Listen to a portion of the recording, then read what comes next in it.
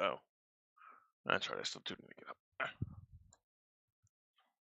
My page. Get that loaded and going. Hopefully YouTube does its thing. Connected. Sweet. Hello, everybody. Welcome to my first React here episode.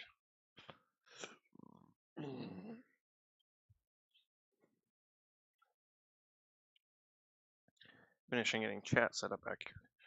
Ooh, don't blast viewers sound. All right.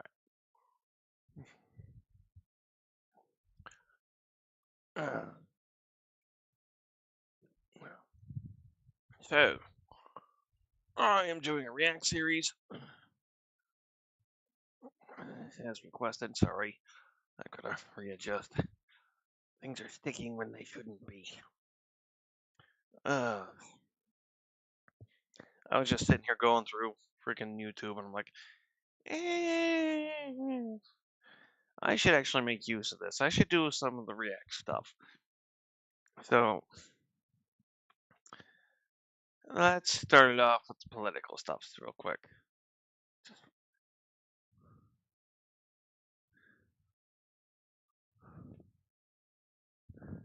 Huh? Why did you just take me there?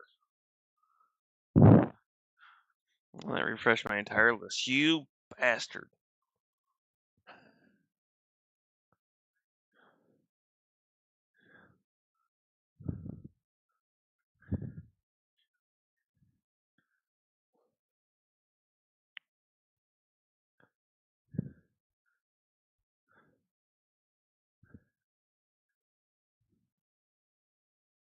Alright, well, stop it!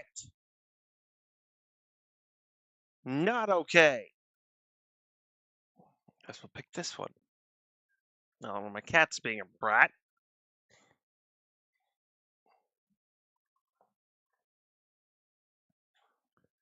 Yeah, I know about Eve.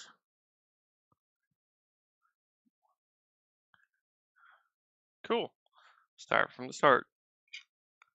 Wait a minute. That can't be from the start.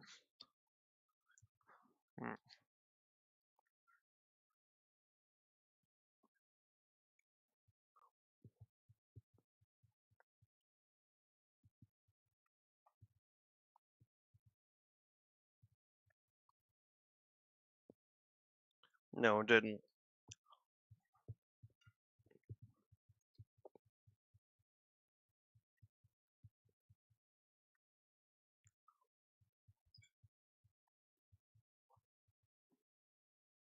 This is the politics I watch.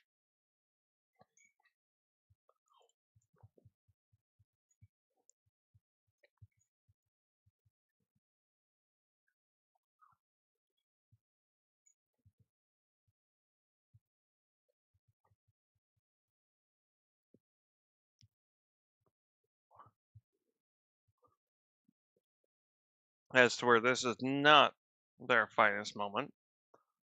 These guys stick to the facts.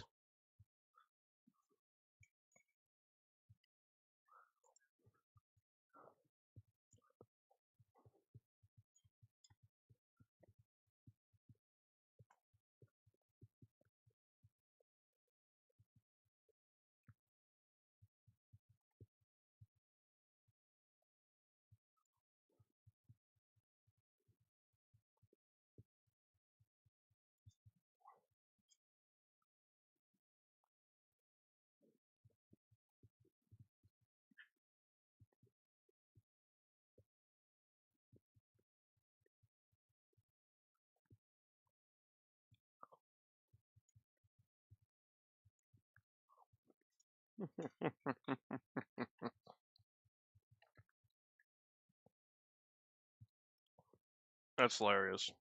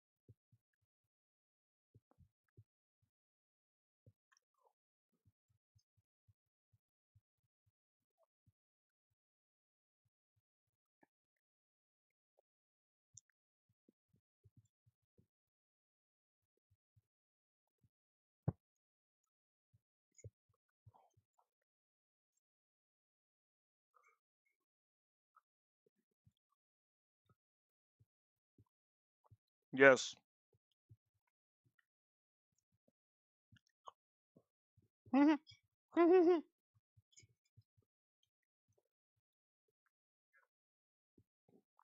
That's how.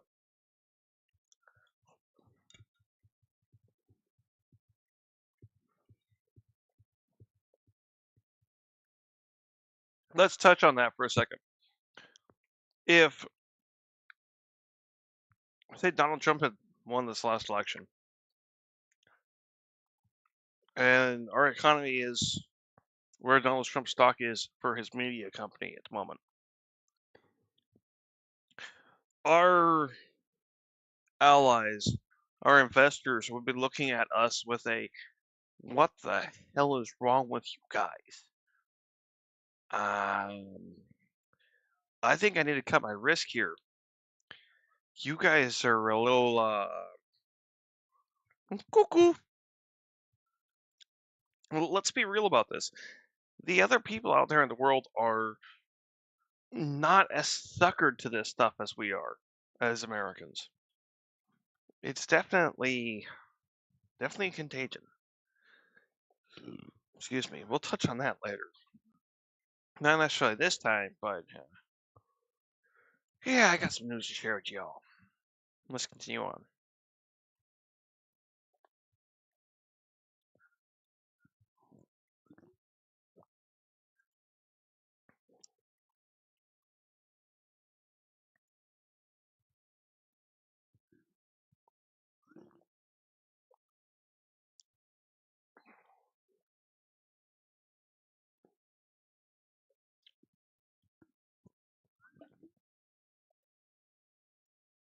Oof.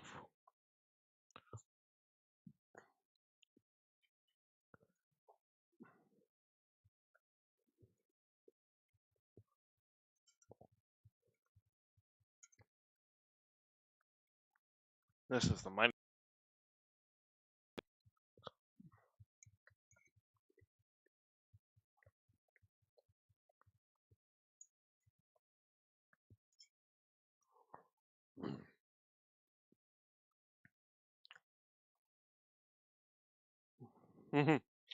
Yeah, it did.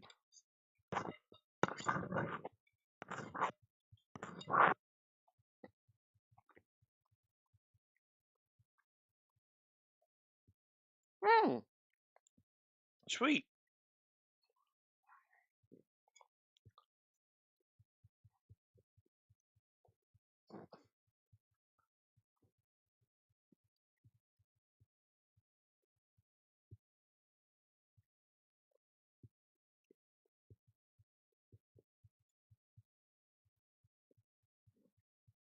Oh. Okay.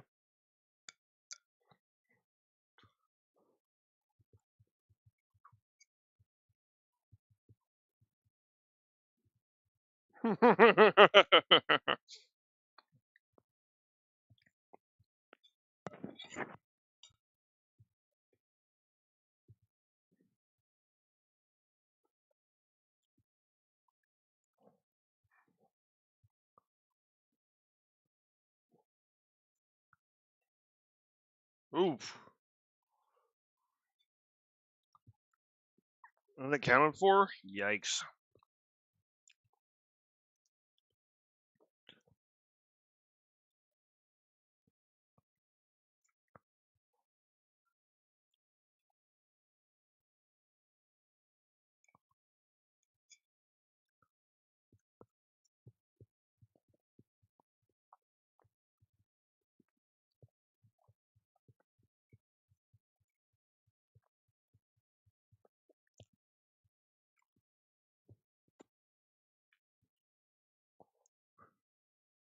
Oof.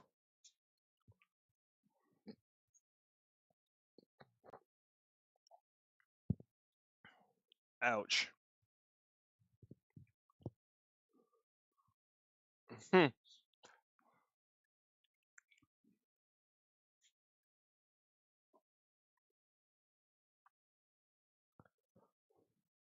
Jesus Christ.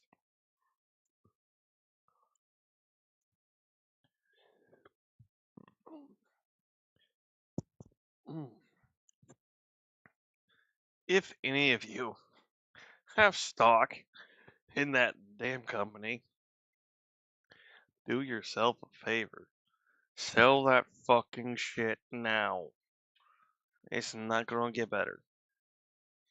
And I don't mean to be an asshole. I don't mean to be rude to y'all.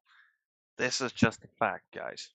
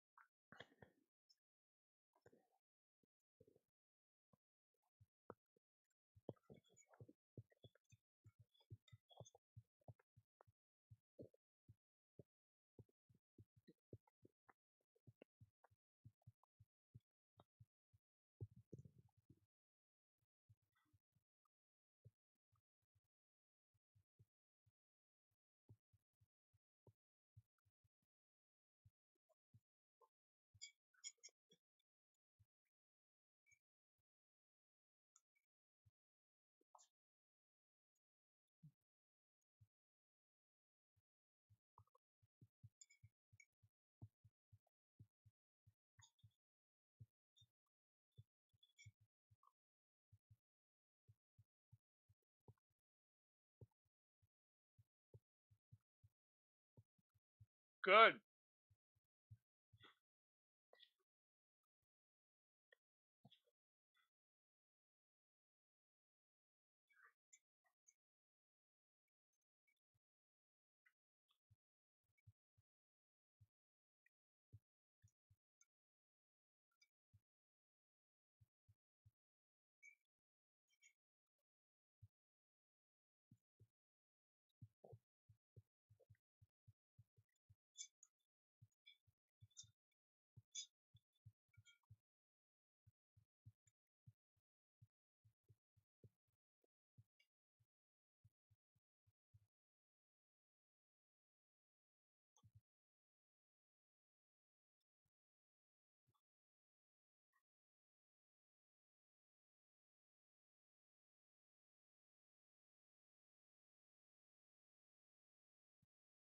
Mm-hmm.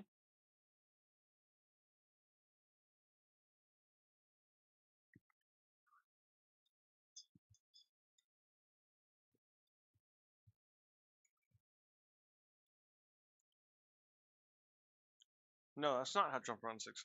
Honestly, that right there is the reason why I'm watching these guys. This is the reason why I pay attention to Minus Touch. That and the fact that they bring you facts and data. They don't just say, "Oh, so and so saying this." No, they give you the the actual moment in time where he's doing that, and it's not just Trump. It's everyone that's an issue. Excuse me.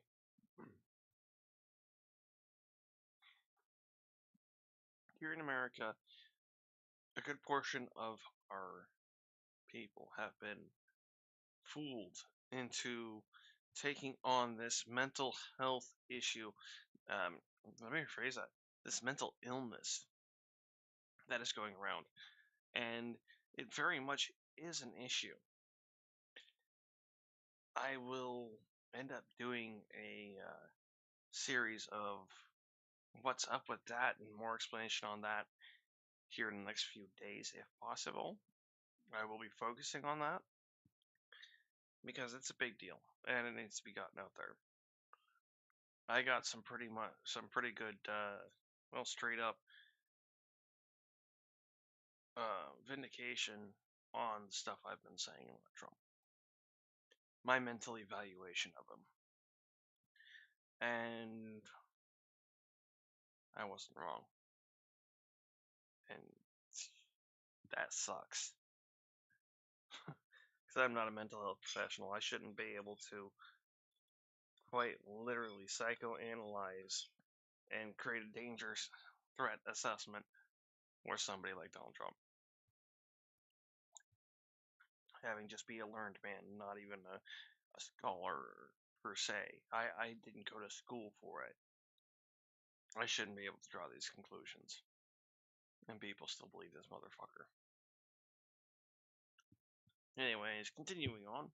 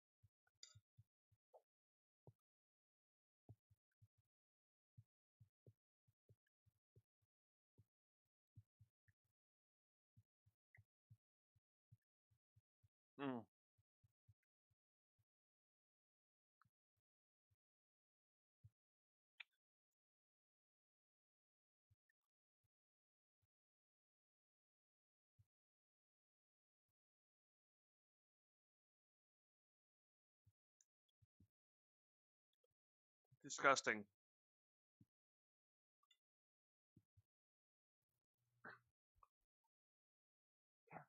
No.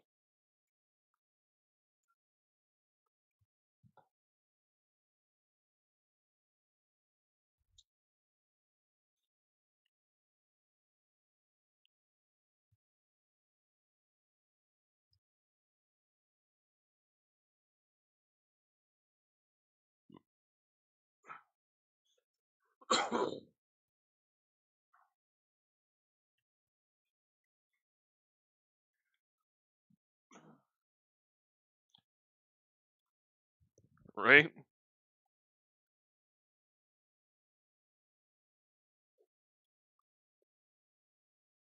And I have caught this myself watching it.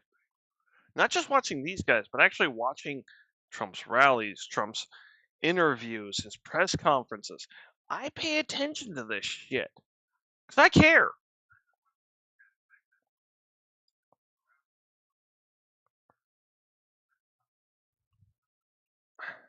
Beige.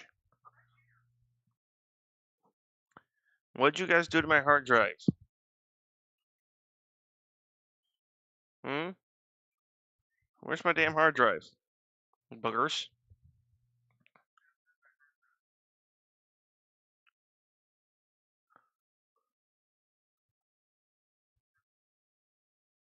Oh, you put it in the garbage. Rats. Apparently they don't like me playing video games. Stay off it. We know better. I'm going to go get a cigarette and we will continue. I mean, technically I can just hit play and continue, so.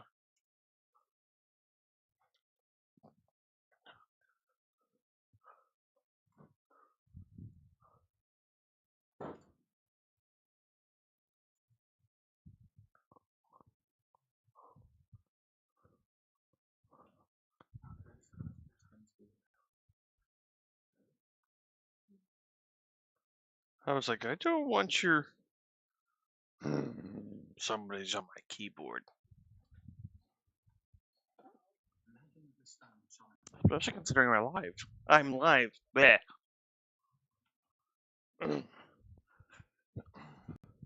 George, get your furry butt off my keyboard. Oh, it wasn't George, it was the girls. Maybe. Get out of there.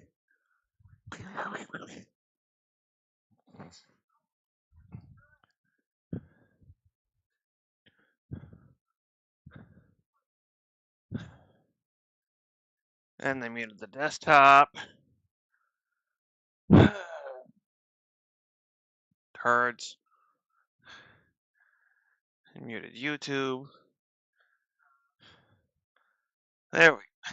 And you changed my freaking video! Ah!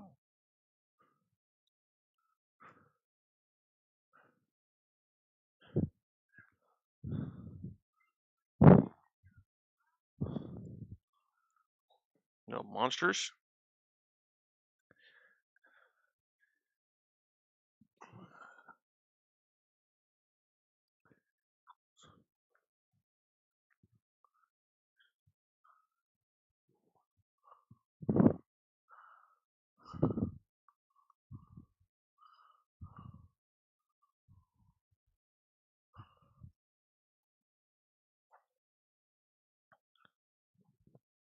Ooh.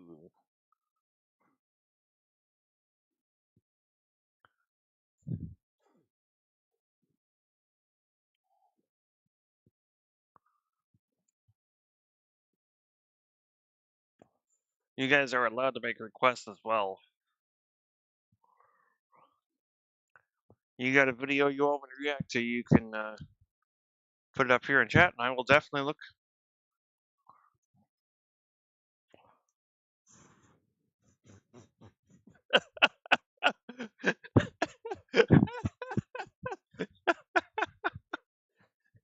Is he Martin Luther King? No. Does it look like he ate Martin Luther King? Yes.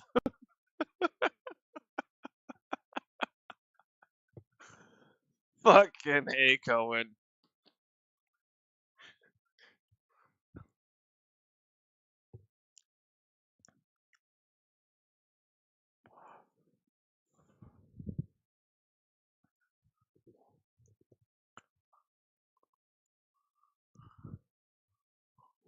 Right?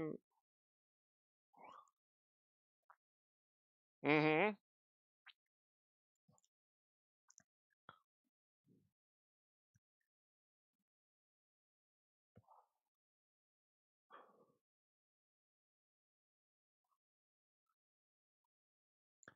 Can't argue too much. Most of it is pretty fucking stupid.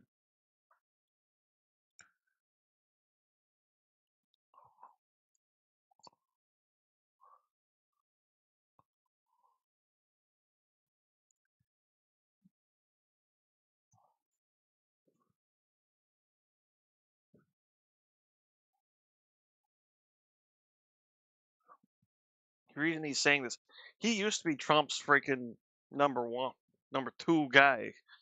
So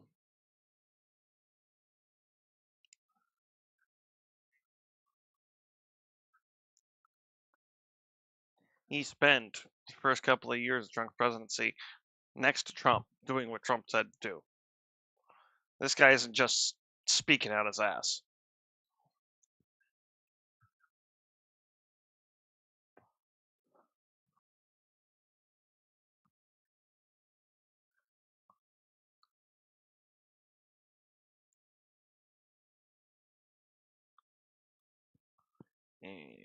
Fuck you. What? Mm. Whoa, whoa, whoa, whoa. What?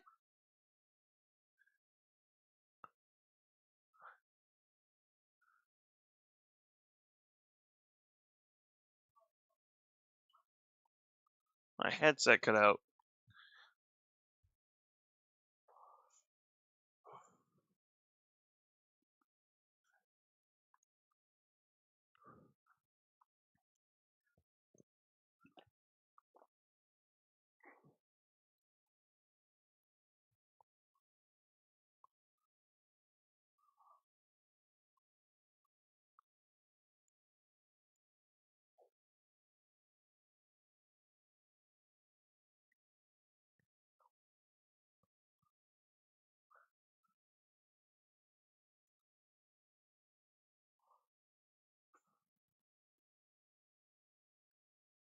Hypocrite.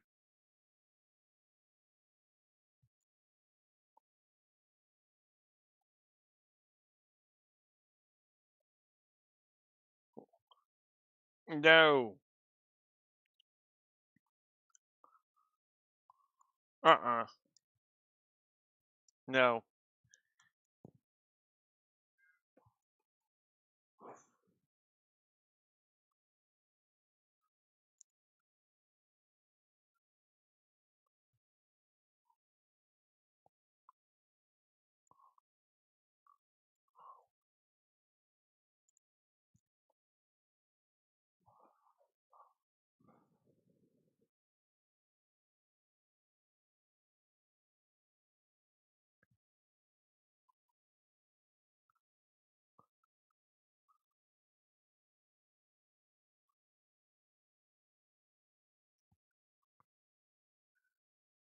No, seriously. He quite literally brought conspiracy theorists about 9/11 to the 9/11 memorial on 9/11. If you don't understand how insulting that is to those of us who are Americans, that is. I'm I'm not sure exactly how to convey it. For those of you in London, it would be like somebody sat there and blew a Big Ben, and then they brought somebody in who didn't believe what actually happened into the memorial ceremony of Big Ben being destroyed.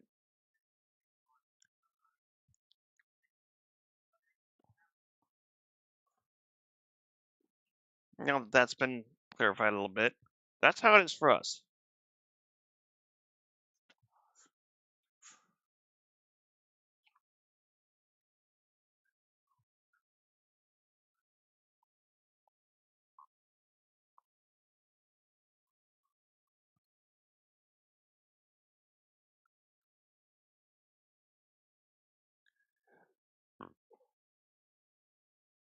I've seen a few of those myself.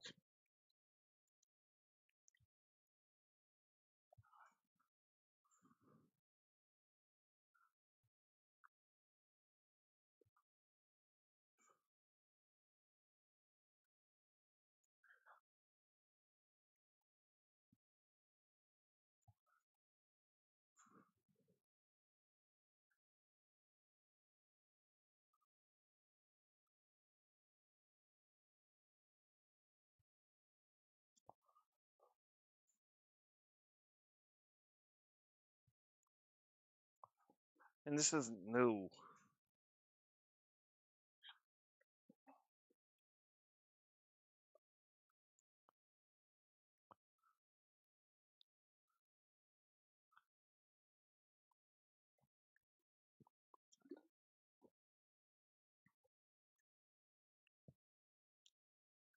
And I quite agree with that. There are quite a few regular ass real conservatives here in the country that think that shit's bullshit and not okay.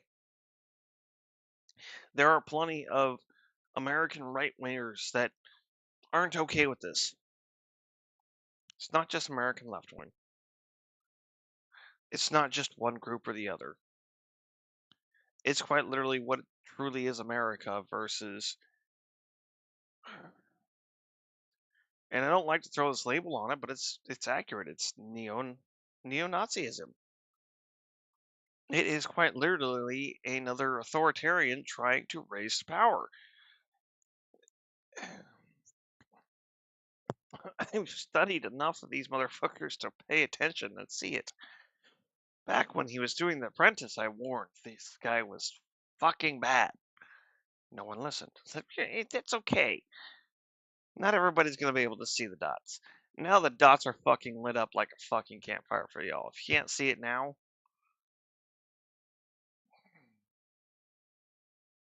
you're missing shit. You're really missing shit.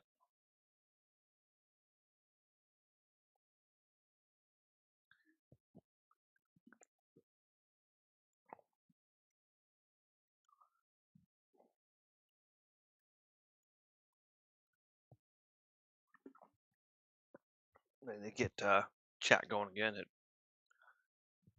bugged out. Hi to beige.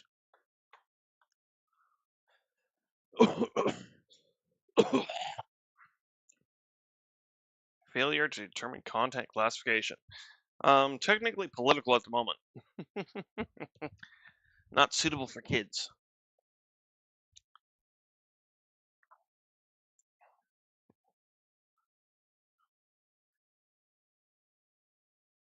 Well, yeah.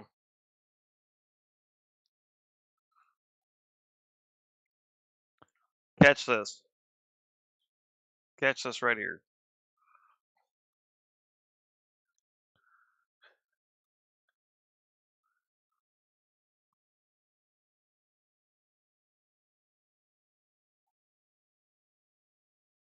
I looked this shit up and saw it. There was an apology for it. It's not. These guys are being real. They're not being political. They're being legit.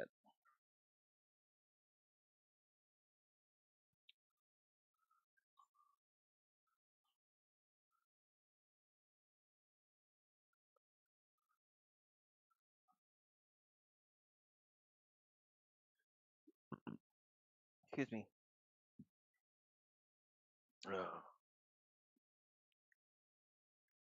He said this in his speeches.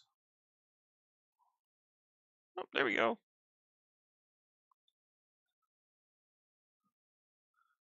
Oh, perhaps the Howard Stern show too.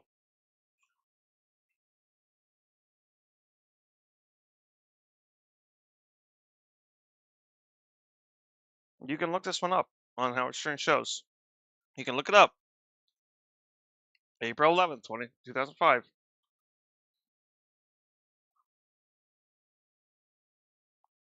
That's why they give it to you, so you can look it up for yourself. They don't want you to just trust them. They want you to see that they're telling you the truth. No, you're not getting up there. You're not going over there either.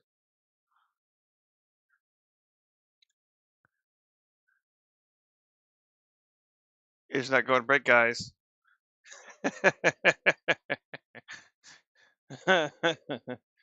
So these guys have promotional breaks. Um, I am not technically at a place where I can or should be showing these branded content stuffs. Blah, blah, blah, blah. No, you're not going down there, booger. And back to it. Right, there we go.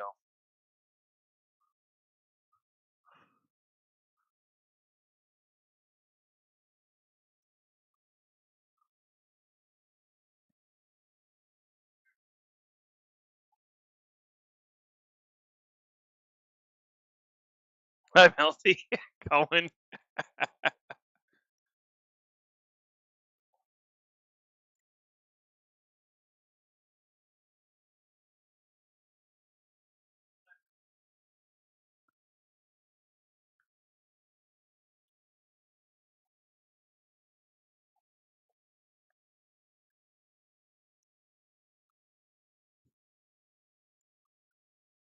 Ew.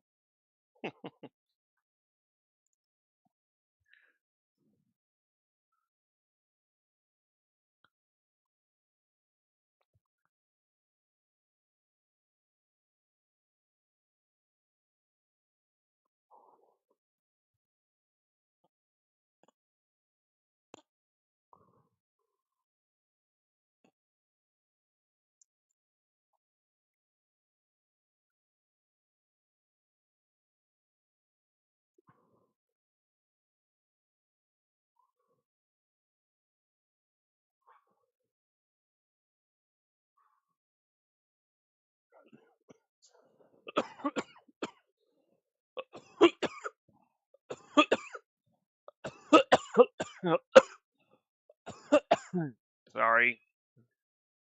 Sorry.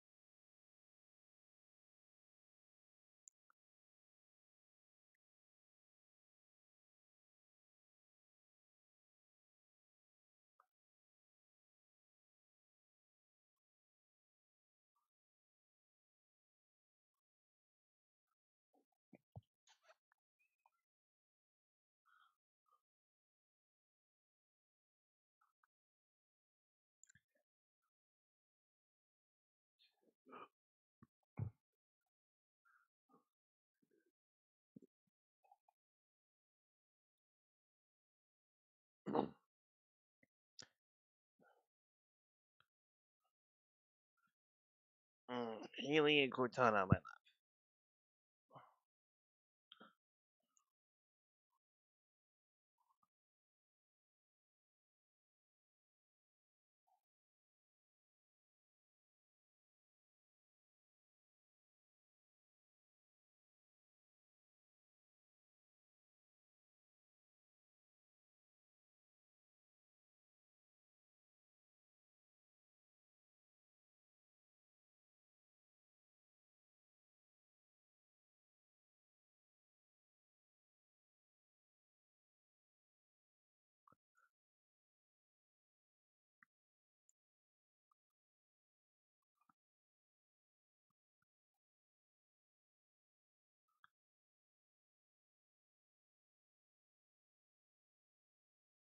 Yeah, there's no problem. Seriously, stop being fake.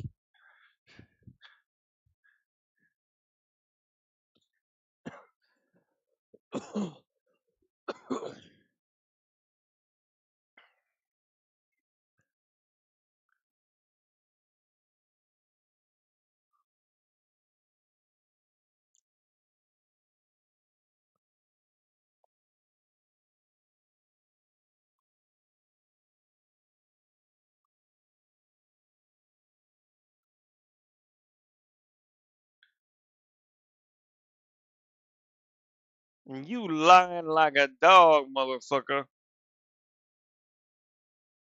You can see it.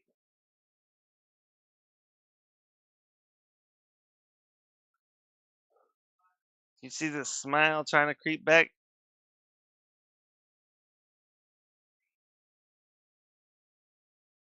You see that smile hiding? You see that?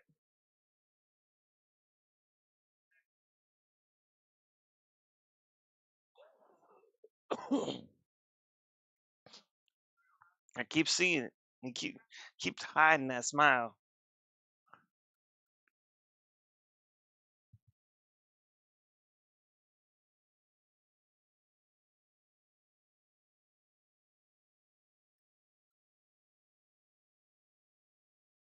Nah, there's that smile. See that?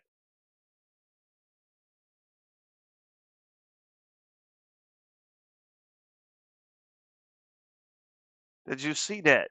Every single time. Every time he finished that lie, he smiled just that little bit, a little bit of a smirk.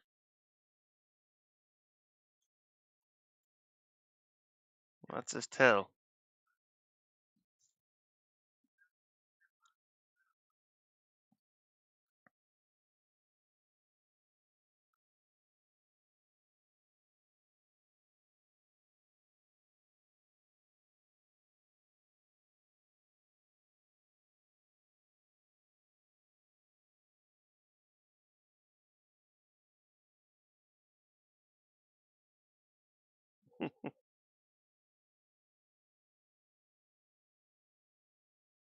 Oh, don't get me started with Clarence.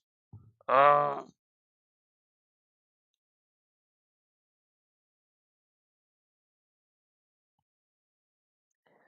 Clarence Thomas. Oh my God. This is a Supreme Court justice or whatever the hell he is, all the way up top up there. Motherfucker that does not believe in the Constitution. She's not believing any of our rights, and has made that clear in a few different declarations and statements that go along with rulings he's handed down or evaluations he's made. Some of which were even illegal that he made the comment. Let's continue on.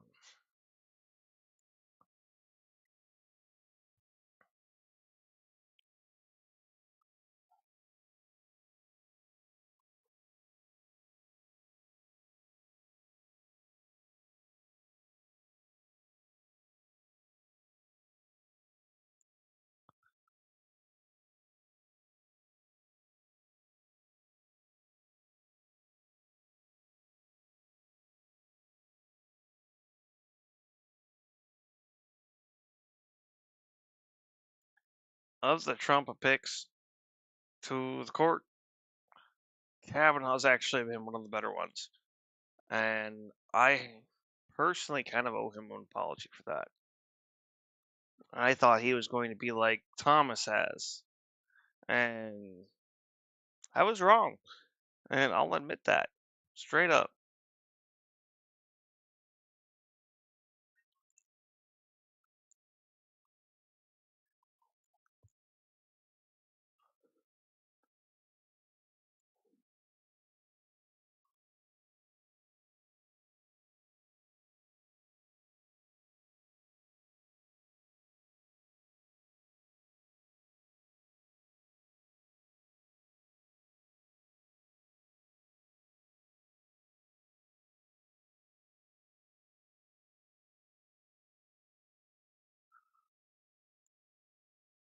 Excuse me?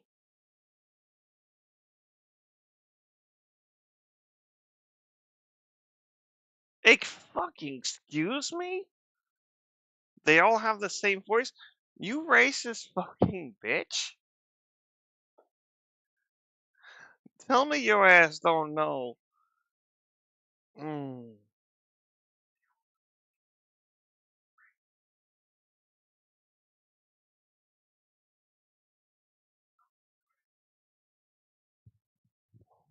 Is this coming across properly?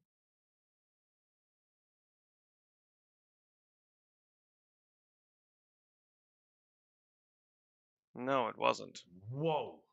Damn it. We So just I've been can't reacting just the whole time you guys haven't heard gloss shit. over that one. She's talking about 3 black women in Yeah, Shaniqua yeah, voices. I mean, yeah. couldn't you Thank get you, any Cohen. more racist by somebody who is right there in the inner circle today of Trump, and then talking about D&I, right? Diversity, equity, and inclusion. Holy shit.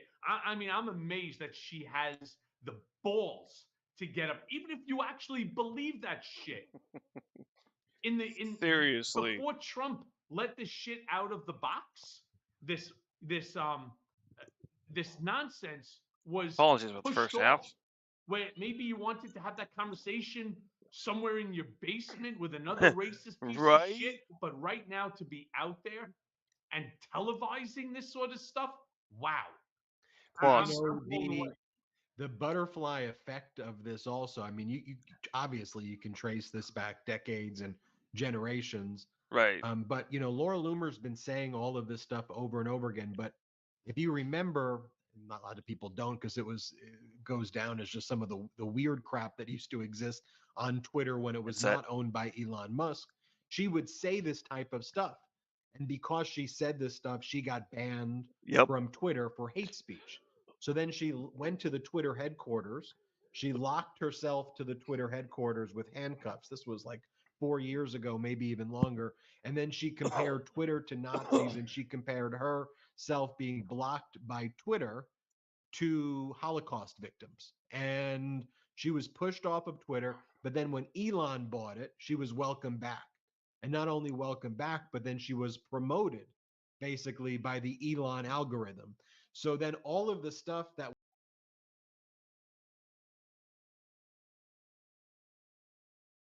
She compared herself to Holocaust victims.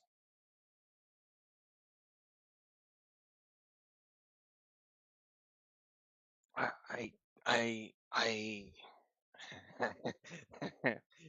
I can't. I can't. was not there actually became all over there. And then she became one of the leaders now of the right wing kind of movement as Elon welcomed all that stuff back. And so then, Trump sees her posts like that. And the same thing that makes Trump like a Mark Robinson or like, the neo Nazis he invites to Mar a Lago is why he's, ultimately attracted to these qualities of the Loomers and the Robinsons. But let me just show you this. I mean, I could show you dozens of clips like this. I'll just like this is what Donald Trump said that what attracted him to Lindsay Lohan. And I think Lindsay Lohan was like 18 years old at the time of this.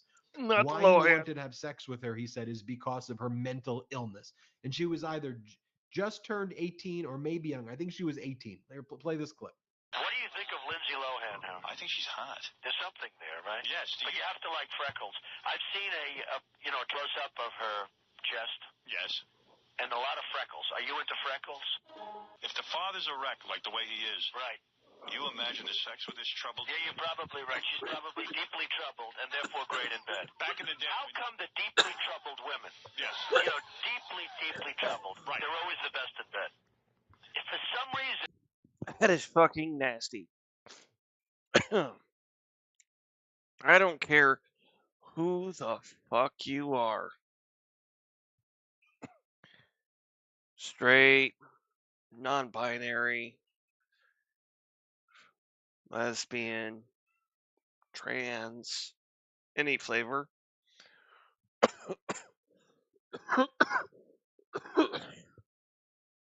sitting there thinking and speaking shit like that,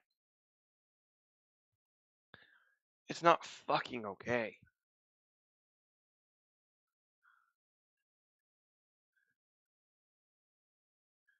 Taking advantage of people who've been traumatized is not a joke. It's not something to get your jollies off on. It makes you a pathetic, worthless piece of shit of a human. Don't think you're something good because you're thinking like that. Don't think you're something respectable because you're thinking like that. That's not okay. That is petty. That is small. That is pathetic. And that is worthless. Y'all can do better than that. And what I said is true. I mean, they're just unbelievable. I can tell from the. You don't want to be with them for the long term, but for the short term, there's nothing. There are hundreds of clips like that out there. But this is who he is. But here's the thing. We as the United States of America, I don't want to be in that the chaos, the drama, the hate, the misogynism. I don't want our country being pulled into that. If that's what the Republican Party, I'm with you. They want to be that. It's Go sad. somewhere I want the else. Republican Party to be a normal political party that talks about policy. But if Yeah. they want to be a weirdo cult, do that. But not the United States of please. Just not the Seriously. United States of America going. I mean, I'm just so tired of him. I really am. I'm so I'm with them. sick and tired of the non-stop racism that is just emanating from his entire group. The sexism, the misogyny, the xenophobia, the homophobia, the transphobia, the Islamophobia, the anti-Semitism. Who's not up to here with this horse shit already? And yet, nobody on the Republican side, well, I shouldn't say nobody. That's something I think we also need to talk about, Ben, but not enough are coming out and saying, you know what? When we thought that Joe Biden wasn't competent to be president of the United States or even to run for the presidency of the United States based upon that disastrous debate, everybody called, Republican, Democrat, Independent alike, called for him to step aside because it's not the right thing for the country. Well, I think Trump is worse. Yeah. I think Trump is absolutely worse. Joe Biden had one bad day. Trump has one. Seriously. Biden has been one, maybe 2 bad days. But look at Trump. Every fucking day. Roe v. Wade, which he is proud about overturning.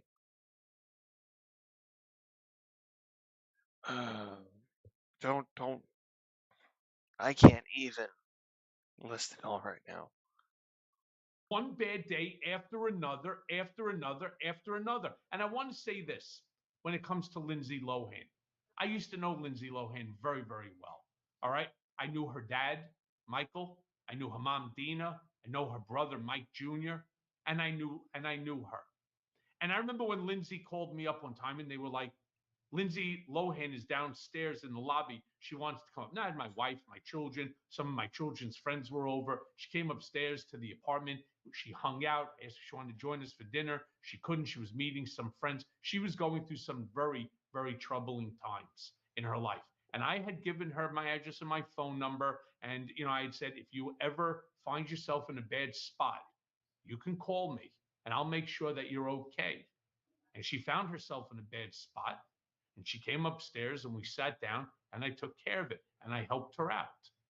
That's what you're supposed to do. Instead, he's talking about a troubled child, somebody who's half the age of your daughter. And this guy is thinking that this is not sick and demented as a way of looking at at a young lady, especially a young lady who's going through some real serious issues, family-wise and so on. This man is not fit to be president of the United States. His character is flawed.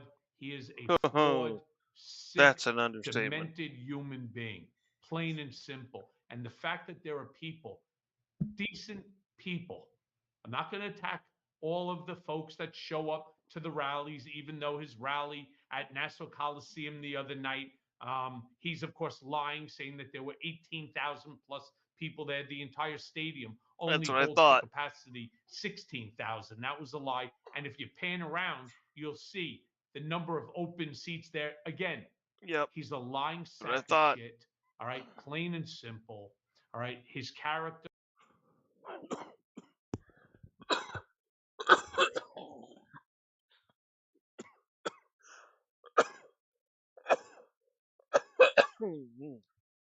Sorry about that.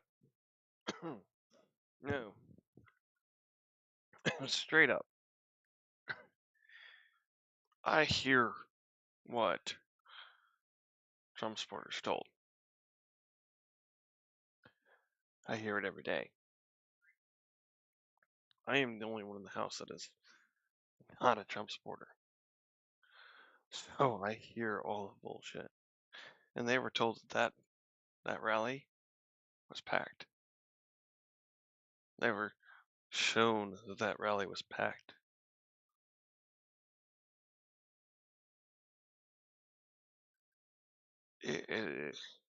It's a problem. It's not a small problem. This is an entire news network that's built up on YouTube. That started out with just a couple of brothers. Gained Cohen, gained several other people, including some internationals. And grown. As you can see, 3.12 million. Just since this all started. It's not a joke. This is not some parody channel. This is what's actually up. Some of you have asked for this. Well, you get a little bit of both. Does not deserve our respect, does not deserve the respect of being president of the United States. Again, the contrast between Kamala Harris and Donald Trump could not be any starker. Let me just show that contrast right now because You're right. in my own view though was despite a bad debate, I mean if we were going to pick presidents based on debating skills, which I don't think we should do. No. One, Trump's had two horrible debates. His second one was worse, but I thought Trump did just as bad as Biden on the first debate, but everybody focused on Biden because Trump and Biden are graded on different scales. Yeah, I After the thought it was pretty debate, equal I myself. made the argument, and I would still actually make the argument that I think President Biden's been a great president. I think he's fit. I just think he's a horrible debater now, Yeah. just because he's just not good at debating anymore. He used to be a great debater. I frankly wish when I'm President Biden's age that I could be as fit, as healthy, and be as good as he is. But he's not a Right. great debater anymore. It is what it is. We all had a rational reaction, though, I would say, to the debate, but the corporate media would always bolt sides this. And even right now, they're trying to bolt sides these issues when clearly Trump's moral character makes him disqualified from being, it should be. Compare what we just showed you earlier from Trump to I this. wish it This is from wasn't President true. Biden earlier in the day. Let's play this. I do. I wish it wasn't true. Let me be clear. We believe in an immigration system that reflects our values. We don't demonize immigrants. We don't single them out for attacks. We don't believe they're poisoning the blood of the country. We're a nation of immigrants, and that's why we're so damn strong. Damn right. And here's Vice President Kamala Harris speaking yesterday. Let's play either of those two clips, Jeremy. We need to take that on. We need to lower the cost of housing. We don't have enough housing in our country. Yeah. The supply is too low, and it's too expensive, both for renters and for folks who want to buy a home. So we will build together millions. Case in point, because of the situation I'm in currently, we're trying to figure out where we're going. We're looking at renting a house in the meantime till we can get the loans going for the next one. We're looking at almost $2,000 a month. And that's just for anything that doesn't have any land that we could even keep Mystique on. And that's quite the fucking deal.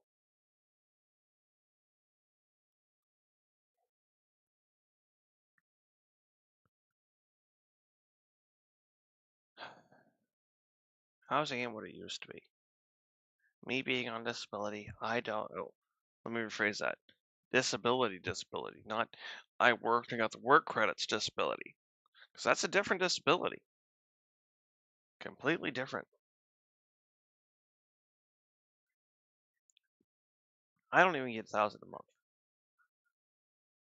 I couldn't rent a regular place and then still feed myself, pay my bills, have my medicine.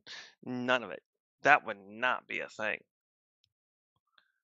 I wouldn't even be able to have my companion pets because I couldn't afford to feed them.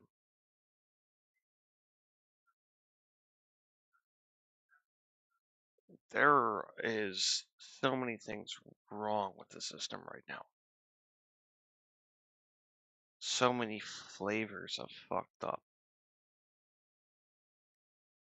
Was it perfect to begin with? Oh, fuck no. Is it going to be perfect when we figure what we have out and get it put in place? No. Is it going to be better? Yeah. It's going to be better for everyone. Not just me, not just you, if you're in country, of course. But level things out. Make it to where those rich fuckers actually pay their share. I mean, it's absolutely ridiculous. We don't get paid a living wage. If you're working, you don't get paid a living wage for one job. And that's not okay. Yet these businesses are making so much profit. It's fucking stupid. The price of all the groceries and shit went up. They're trying to claim inflation. Fuck no. How is it inflation if the higher ups got a more than 50% raise in the same time span? Bullshit?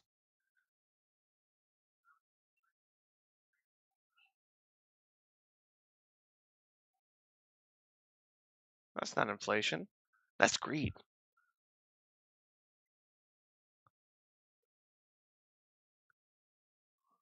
Anyways, back to her.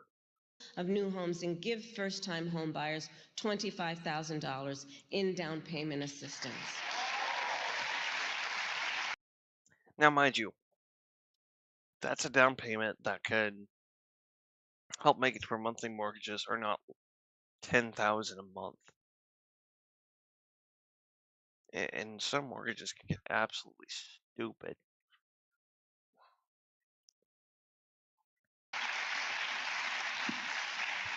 Because look, people just want to get their foot in the door. My mother worked hard. She saved up. It wasn't until I was a teenager that she was able to buy our first home. And the American dream is elusive for far too many people increasingly. And that's why it is part of my perspective that let's just do the work of giving first-time home buyers a $25,000 down payment assistance. Let them get their foot in the door. And here she is again. Let's play this other one. Let's play it.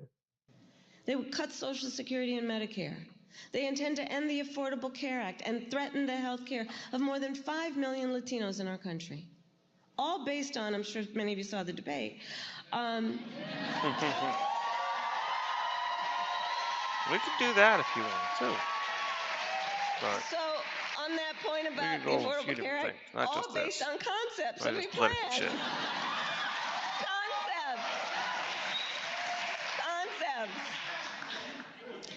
Their Project 2025 agenda would pull our nation backward. Yeah. But we are not going back. We are not going back. We are not going back. Instead, together, we will chart a new way forward because ours is a fight for the future. Take that, Cohen, and then compare that to Donald Trump's speech this was his speech in Uniondale. Let's play it. How about in Springfield, Ohio? They had 32,000. This is a little beautiful town.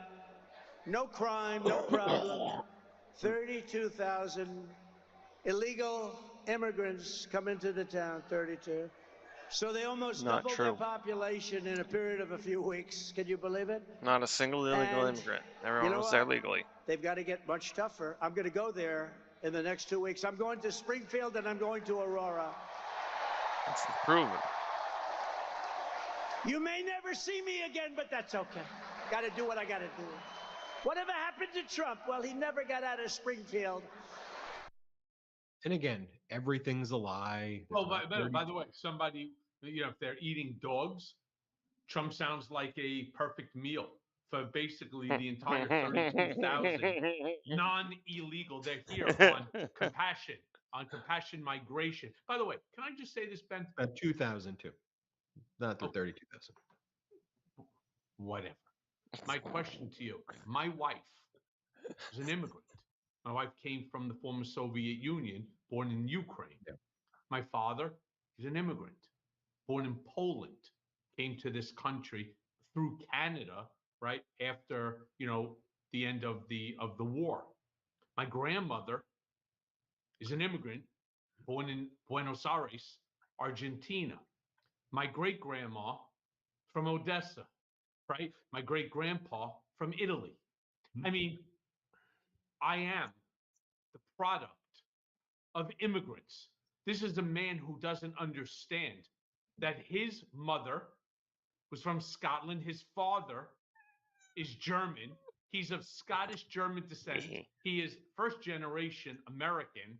And he talks about these individuals, these immigrants, as he tries to disparage them in the most disgusting of ways. He refused. His wife is an immigrant, Yeah. Slovenia, as was his first wife from Czechoslovakia.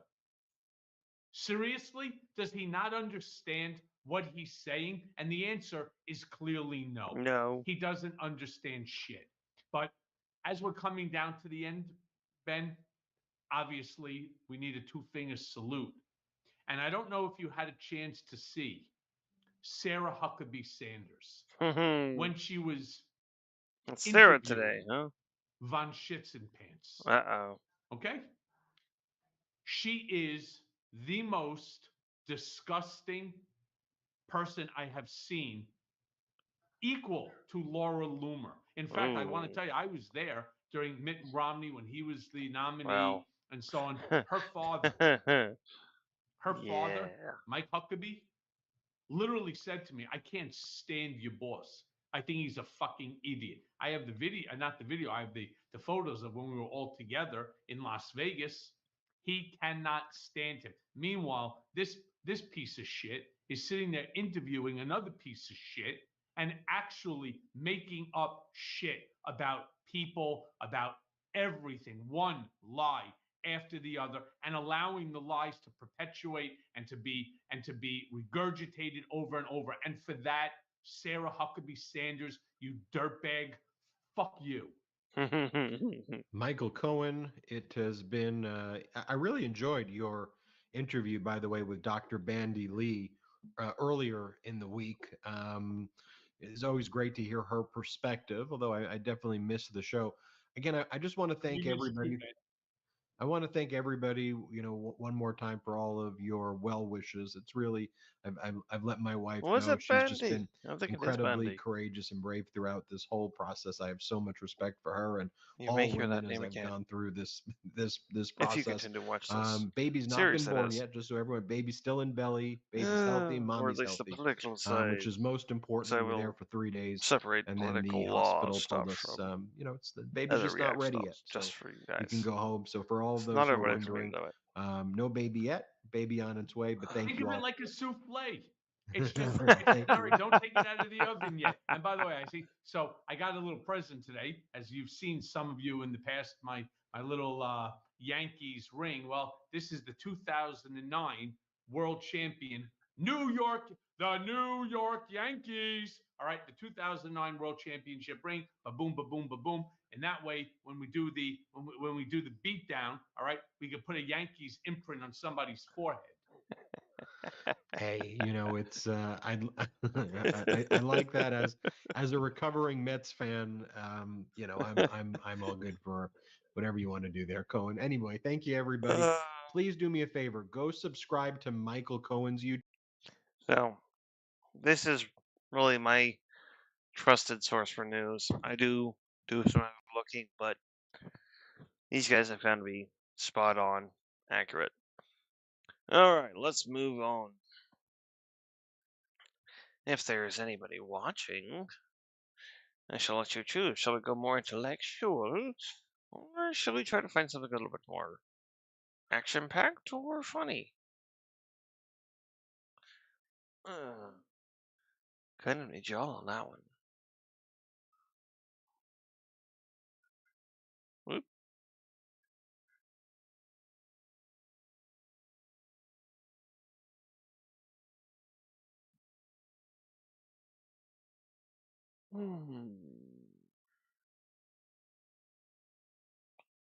Because honestly, I might just grab up some Neil at this point.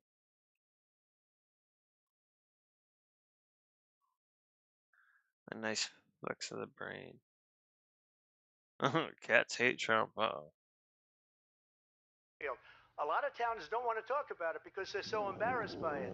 In Springfield, they're eating the dogs, people that came in. They're Good eating kitty. the cats. They're eating the pets of the people that field. A lot of towns don't want to talk about it because they're so embarrassed by it. Oh, damn.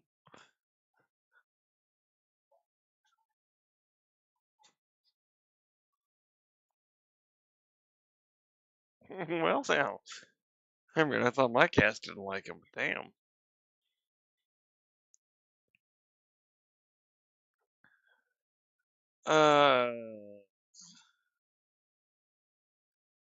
Okay, maybe we should just go through fucking real shit.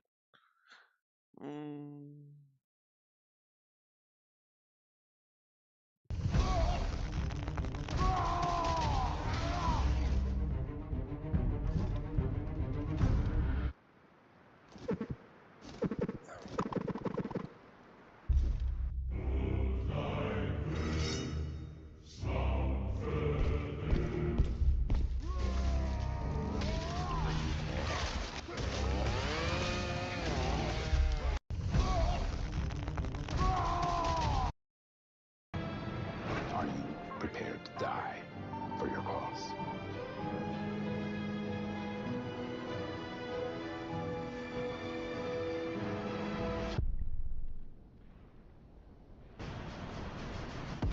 Oh! Become the master of the air. I play more than It was a combo tuna meatball sub. That's my favorite. Oh, I knew Jerry wouldn't forget. They call that the Goblin Surf and Turf. Who calls it that? My uncle. He was always kind of weird. Was your uncle named Jerry too? No, his name was Globo. Growing up with a name like Glorbo would turn anyone crazy. That was a very actually common goblin name. The meatballs are definitely not meat. It's a soy-based alternative meatball. Yeah. Oh. Oh, yeah. They're called impossibles. Oh, I'm glad they're expanding options. I'll support their life choices. Oh.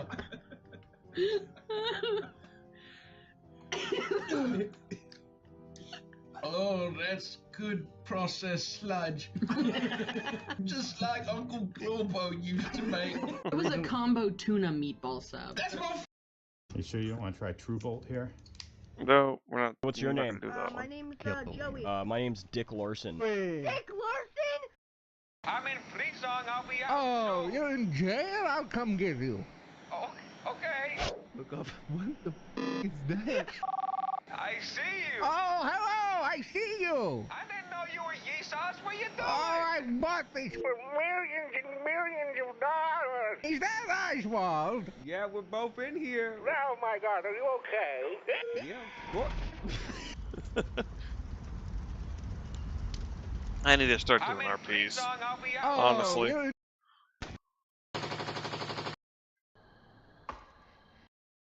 This is a cruise missile that is actually flyable. It has foldable wings, runs a 30mm EDF on 3S. Now we need a drop plane to get it in the air, so we're using a Carbon Z Trojan that has a drop mechanism attached to a switch that is going to unlock the missile when it's in the air. And the guy flying that is going to be our buddy Dylan.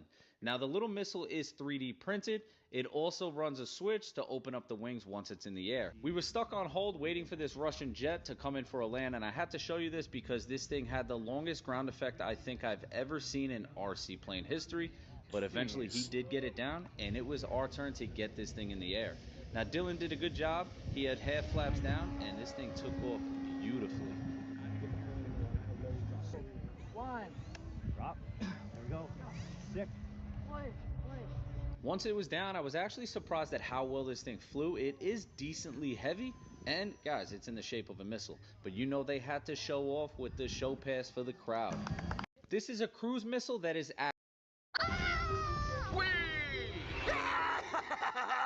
What's the matter, screaming hill face? Me big Cyclops eyes all dried out. Have you tried blinking? I haven't blinked in 10,000 years. I'm in a staring contest with him. Had enough, have you, Patrick? 10,000 years is a little excessive. It started as a classic staring contest between Cyclops friends, but it went on for so long that this valley grew right over us, and now we're Cyclops enemies. I hate you, Edward. I hate you, Patrick.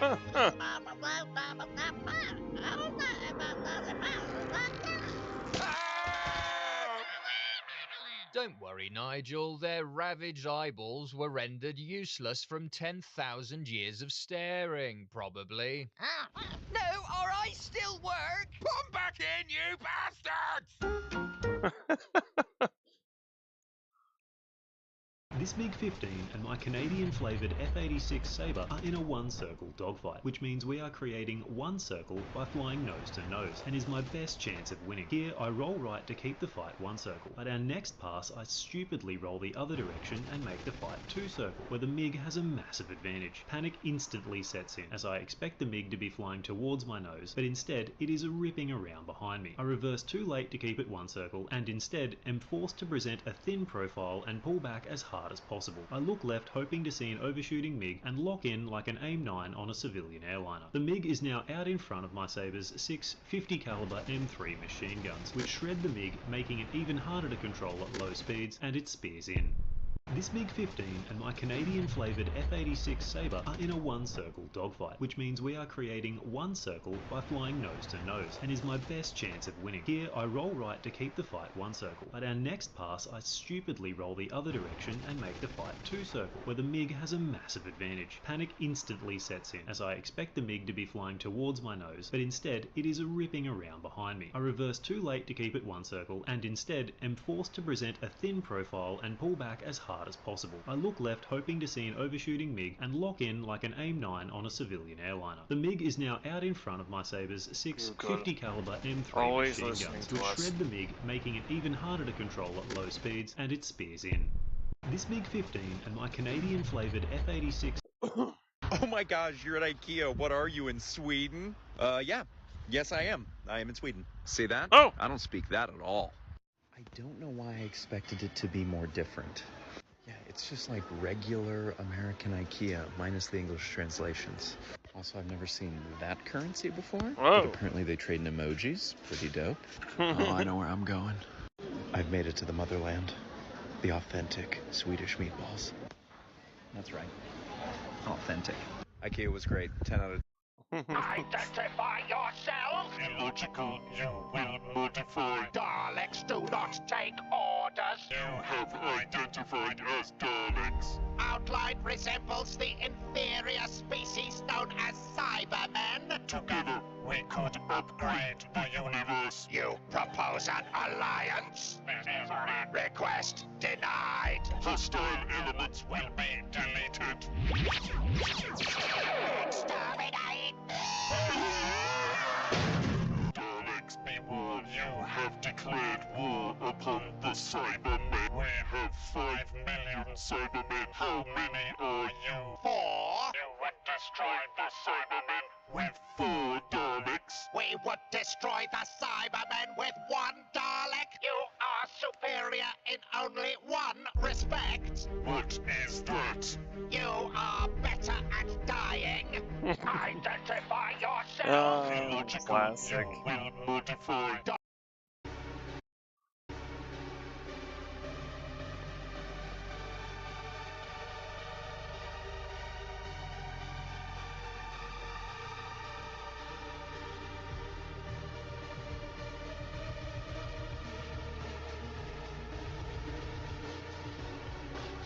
Uh-oh.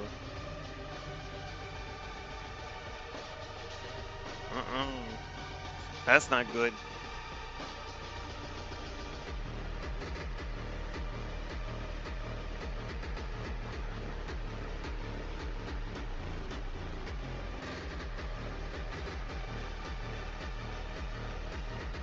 Fucking righteous.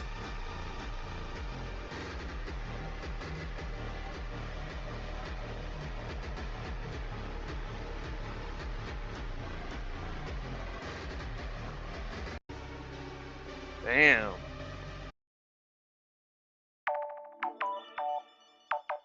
I'll go away. Can flex tape stop a watermelon from 45 meters? 3, 2, 1. Oh, yes. Oh, I got it. Round 2, bowling ball. Oh, we're down. Are we on? Oh! Round 3, glass ball. Oh, glassy. Well, there goes glass. Jenny from the block. What a waste. Bye. Oh! Have a bit of a dent. Round 4, giant ice block. You're cheating. You're using Orbeez. Round 5, giant rubber band ball. Uh-oh. And prices. And this is anvil versus No flex bounce. tape. Herc. Oh! Surely flex tape can't. They got a stop bunch this. of stuff on there.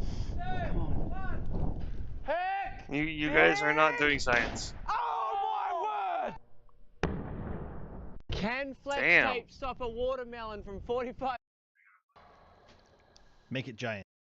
What would happen if you place a black hole near the Earth? So let's place it right here and change its size to 1 millimeter. Okay, we can see that the black hole has started to orbit our planet. Yeah, look how small our new friend is compared to the Earth. Wow, it seems like Earth's average temperature is rising. Yeah, we can see that the Andes have already melted, and half of the South Pole has melted as well. Yeah, somehow our big friend is heating up the Earth. Ooh, that's not good. It seems like Earth is losing its vegetation. course An it's average heating up temperature the of 50 degrees is quite hot, I think. And after 2 days, Earth turned into a huge desert. So let's see the chances of life. Yeah, I think people on Earth aren't very happy with our new friend. So let's fast forward a bit to see what happens.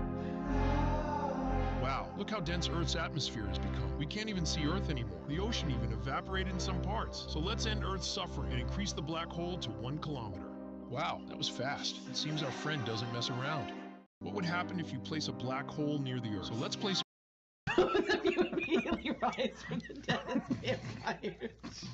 What has happened to me? Your voice is a little low. I slap you on the back. Oh, what has happened to me?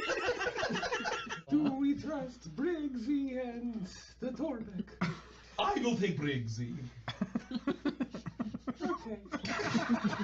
Always picked last. Torbek can't catch a break. Torbek, Yes, do you wish to join us in a mortal life? not particularly. That's too bad.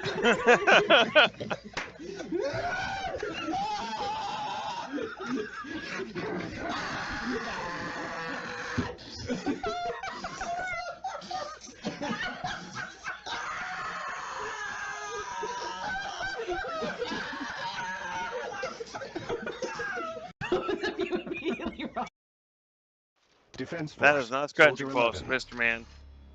Customized Base. training program activated. Difficulty highest. This is my attempt at the Cobra maneuver. In an Su-27, you're going to want to be going around 450 kilometers per hour or 240 knots. Any faster and the wings might stay behind to watch. When you're ready, flick ASC to direct control to bypass the flight computer, giving you total control to pull your nose up hard. I'm also ramping into afterburner at this point to get some distance from the ground. Once the nose reaches the AOA you're after, push the stick forwards to bring the nose down. But as soon as it starts to drop, let the stick go back to center, otherwise you'll flip all the way forwards into a nasty inverted flat spin. It wasn't perfect and I gained a lot of height, but this is my attempt at the Cobra maneuver. In an Su-27, you're going to want to be going around 4... Mom? Dad? I had a nightmare that Robert was trying to hurt me. Oh, sweetie, Robert's your twin brother. He would never hurt you. I also had the bad dreams, Mommy. Oh, both my poor boys. Daddy's gonna take you back to bed, and I promise I'll have pancakes for you both in the morning. I don't want to be alone with him. And I don't want to be up in 2 hours to go to work. But sometimes one person wants to focus on their music career, and another person wants to have kids. Good night, Papa. Good night, boys.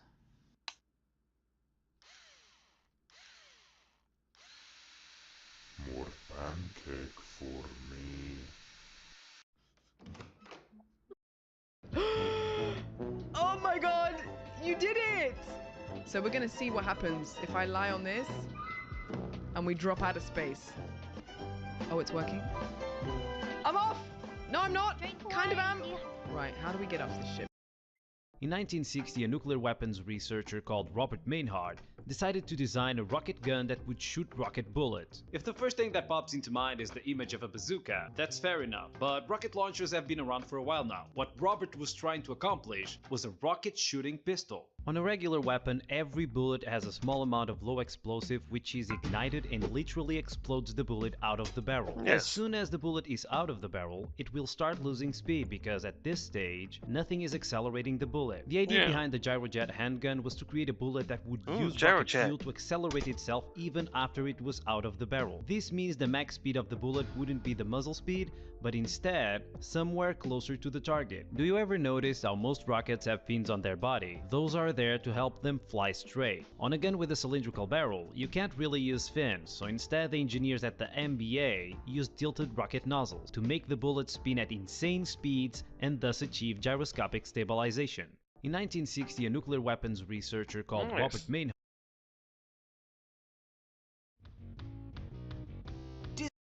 Run away! Run! Go! Running zigzags! I walk through the valley of the shadow of fuck! Fuck, the fishing line fucked me, everyone. Go on without me, it's alright. If I didn't have it, he never would have got me. What? It's okay, it better be okay. Oh, you fucking lied to me! I got sand in my mouth. What are you doing to me? Oh, did you take that off? Okay. Alright, no, I'm okay with that. Baby, hey. Thanks. Okay, you can go. I can go? I'm free? Go. Okay, I'll go. Wow, wait. It'd be like that. It's a pleasure. It's a pleasure. You're genuine. You're a good bloke. Hey, everyone, he just took the fishing line off my... Run away, run! This is the Arc Flash Labs EMG 01B, aka the space gun. For those who don't know, this thing shoots these little rods. The way that coil guns work has all Not these a coils space here, gun. and it basically turns them all on It's a real in a gun. row, and it pulls something like steel down the barrel and fires it out. I'll be getting a lot of trouble with this. Legitimately, this We're gonna is dual this wheel is and see if we a can rail bust gun. these water balloons This is your open. handheld rail rifle. Oh my God. Next up are these little guys. This is the GR1. These shoot a much bigger round. These, and for you astute viewers, you notice that actually is a concrete anchor. All right, you go first. Scott's going to attempt the impossible, to hit a shaving cream can with a science gun. Oh, you nicked it. Dang it.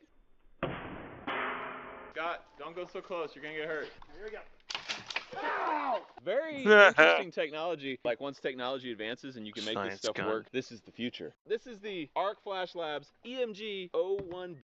There are 3 types of ingredients. Use one of each. A single touch from current. This Hornet shreds my MiG-15. This was my perspective. My first problem is I made an absolute mess of the merge. The MiG's rate speed is about 285 knots and I... Mr. Sheddingskin, I have splendid news to share with you. Lord Weatherby has asked for my hand. We are engaged to be married. Your silence speaks volumes, for I couldn't help but notice you exchanging glances with my betrothed at the Duke's soiree last week. Enjoying your tea, Mr. Sheddingskin? Delightful blend, isn't it? Perhaps a bit of a kick to it? You know, I've been thinking lately about life, about friendship, about trust. It's such a fragile thing, isn't it? Just like these teacups, so easily shattered. Ashley, stop playing with your food. Mr. Sheddingskin, I have splendid... Dude, the moon is bigger than Pluto. So what? It's still a planet. No, it's not. Its planet status was revoked. It's a dwarf planet. It's still technically a planet, but it's not a planet. 18 years ago now. Pluto is just one of many Kuiper Belt objects. We know that now. Just accept it. My very educated mother just served us 9 pizzas. What? That's the mnemonic for memorizing the planets. What do I do now? Leave out pizzas? What did Mom serve us 9 of? Just update your mnemonic. My very educated mother just served us nachos. That's the better food anyways. Nachos better than pizza? What else are you wrong about? Look, to be a planet, you need 3 things. You orbit the sun, check. You have enough gravity to be a sphere, check. And you've cleared out your entire orbit from similarly sized objects. 2 out of 3 doesn't cut it. Now, whatever. You think Pluto cares about how humans classify it? I don't care. Rules are rules. Dude, the moon is bigger than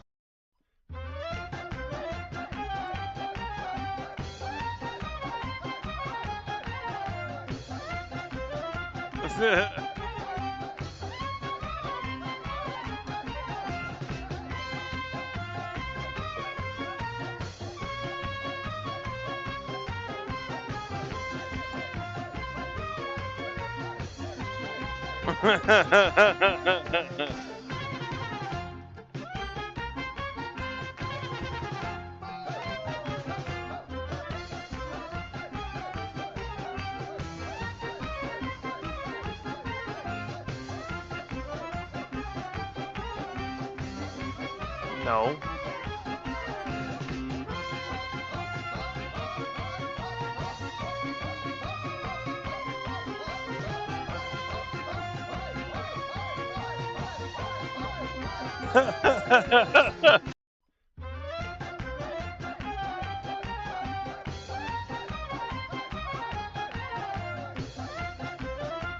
These new game devs are going crazy with the animations.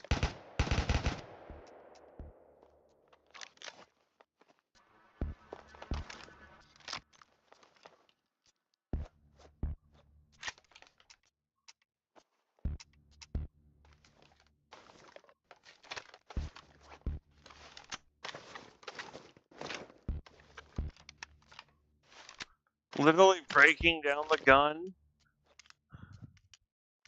Oh, what?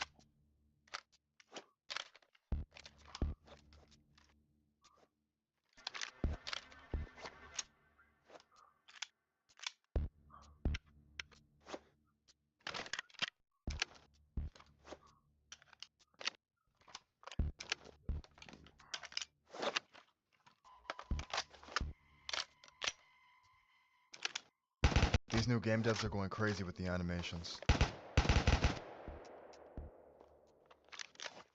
Well, I mean, when it's jam, it's jam.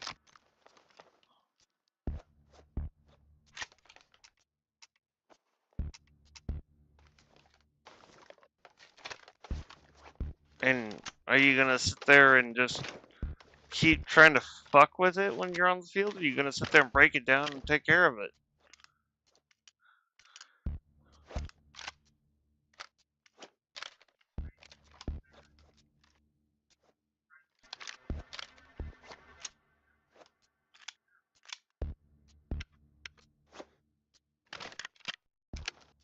I gotta give those game devs some credit for that one. You let my brother and the kids go. Fine. No, Grindelford, don't trust him.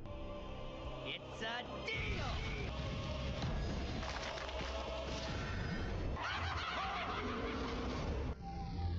I'm finally here. Gotta hand it to you, Ford. You really know how to clear your... What? Do a pretty good impression of my brother, don't I? Switch clothes and no one can tell us apart.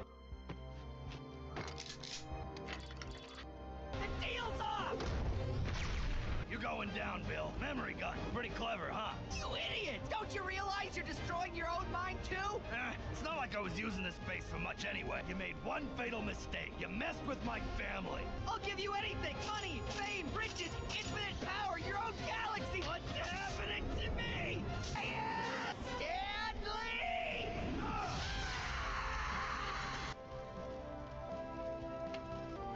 Guess I was good for something after all. You let my brother and the kids...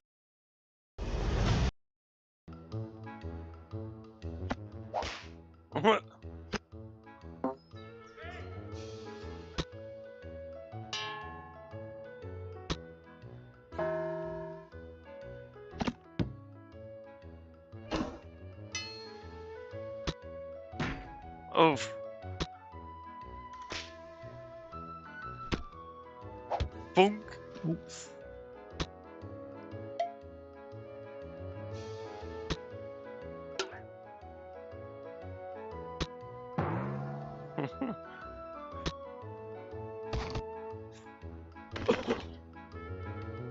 Blink.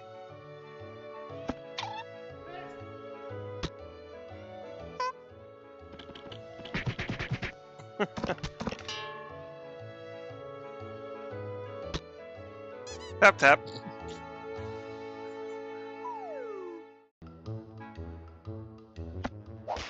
That's how I would like to have been doing paintball. I think that it would be fair to say that most Warbird fans would probably be able to list off multiple examples of World War II aircraft from each of the participating countries. From the USA, Germany, and the UK, and the others, most folks would be able to ramble off a bunch from each one. Some might even be able to come up with a couple from the Soviet Union. When it comes to Japan, unless someone is a specialist, there is only the zero. I know that Warbirds fans realize that Japan had... I think that it would be fair to say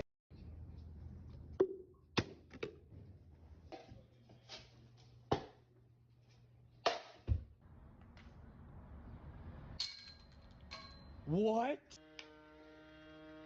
35 hours. Yeah! Yeah. Yeah. What? He's really He's really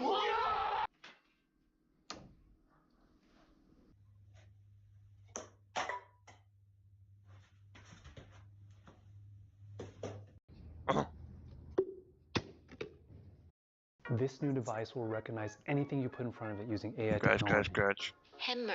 Cool, but isn't this just a microwave? Oh wait. Please don't touch any buttons. Okay, but how did you build this in one day? We outsourced the software. Outsource? You know we can't sell it here in the US if it's from... No one will even notice. Look. Basketball. See? Very American. What about this? Deadly weapon. Oh no. A red box? Ew, what's that? Dog food? Let's just stick to more basic things like this thing. Factory worker. This new device will recognize That anything was you put in front of it using horrible. AI technology. I'm normally a city kind of guy. Ah, it's you, the man with 2 names and no past.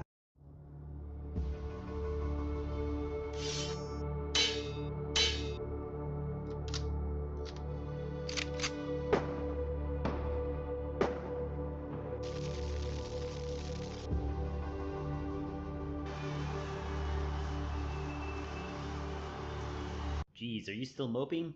Countries rise, countries fall. It's the circle of life. Besides, you still own some foreign islands and stuff. I'm not moping, old chap. I'm planning my resurgence as a superpower. I've broken some pish-posh old treaty and started building nukes again. The large print giveth, and the fine print taketh away, old bean. Holy f***. So did any of you have a summer job when you were growing up? Just one normal breakfast. That's all I want. I used to work at a place called Quack Donald's, and there was this duck that came in. Flonald was his name. And he would stick his finger in and out of his belly button with a loud, squishy pop. I'm gonna be sick. Over and over and over again as he went, I want the big and nasty. And I would say, Flonald, do you mean the big and tasty, sir? And he'd go, oh, no, the big and nasty. And so I would order him the big and tasty, and then I'd see him again the next day. That's how I paid for college. So did any of you have... my. My blood levels are dropping. What are you doing? I'm a doctor, not a blood bag. Over the past few hours, I've begun experiencing a great deal of discomfort in my abdomen. It may be coagulation. Reach your fingers in and see if you can break up the blockage. Something that is not in my anatomical build description. Can you get a look at it?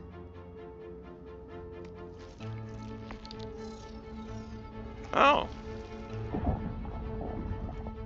Spherical. Be a silicon tumor. Pull it out with a counterclockwise motion. What is it? It moved. That's unusual. The only way to alleviate the discomfort is to feed the tumor fuel blood. But don't look at me. I'm sorry. I suppose they would be pleased that, even in death, they are helping to alleviate pain. My blood levels are dropping. Interesting. Feeling under the weather can make it difficult to focus.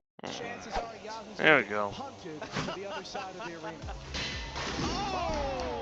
Wow! Ate my own words. I was completely wrong. Synthesis 30 going flying and Yahoo. Synthesis 30, its belts are gone. Its weapon is down. The belts are completely off. Our goal this year was to not be prepared.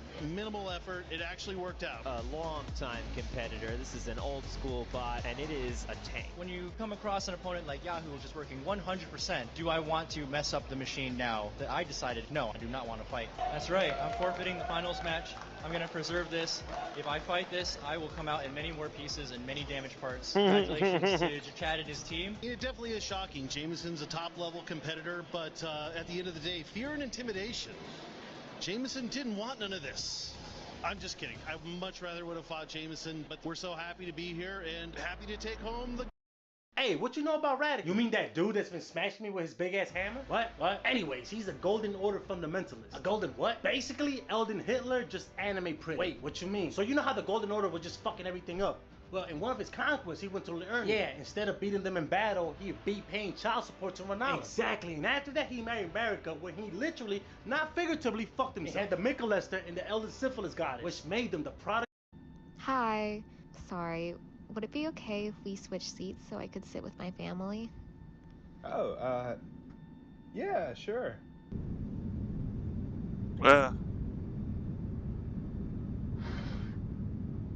Je n'ai pas beaucoup de temps. Où va cet avion? Où va cet avion? No.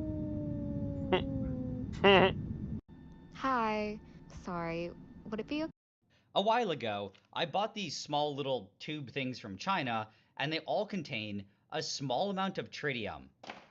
Tritium is chemically almost the same as hydrogen, except it has 2 extra neutrons. This makes it about 3 times heavier than normal hydrogen gas, and it's also radioactive. So what people do is trap it in small tubes like this that have a phosphor painted on the inside. When the phosphor is hit by radiation, it emits light, and the color depends on the phosphor that's used. They can glow like this for as long as 10 to 15 years, but some of the radiation does get out, and I can detect it with a Geiger counter. A while ago, I bought these small... No. Cool, not that cool. Welcome to Rick's Naming Services. What's your business? Plumbing. And what's your first name? Oh, it's Steve. Yeah. Steve, you are now Steve's Plumbing. Next. I'm also a plumber named Steve. What's your last name? Olson. Olson's Plumbing. Next. We own a concrete business. What's the first initial of your last name? M.H. M&H Construction. I have a concrete business too. You guys pretty good? Yeah. Would you say that your work is quality? Yeah. Quality concrete. Moving on. LA Tile. Spice this one up a little bit. Where are you located? Fargo, North Dakota. Fargo Tile next. I also lay tile in Fargo. Tough one. You got anything close to your shop? There's a river. Red River Tile next. You are not gonna f***ing believe this, but I also lay tile in Fargo by the river. Oh yeah, actually that one is pretty tough. What's your favorite cardinal direction? South. Southtown Tile. Next. I got an auto body shop. What do you do every day? Usually I just fix stuff. You're fixing auto body shop. We do steam cleaning. And where are you located? Cleveland. Cleveland Steamers. Next. Come back. That's probably not gonna fly. Welcome to Rick's Naming That's got it.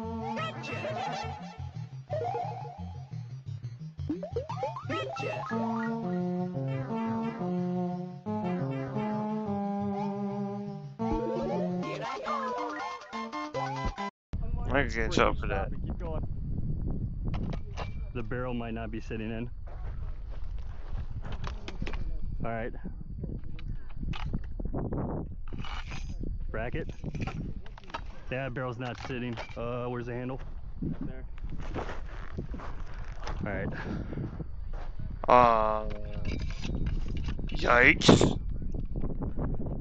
So, when you see that happening from time to time, just check out that space right there. And if you see treads, then that means it's not sitting correctly.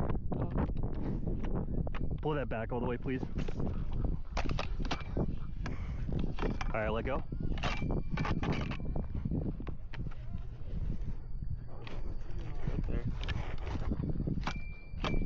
Rack it all the way back.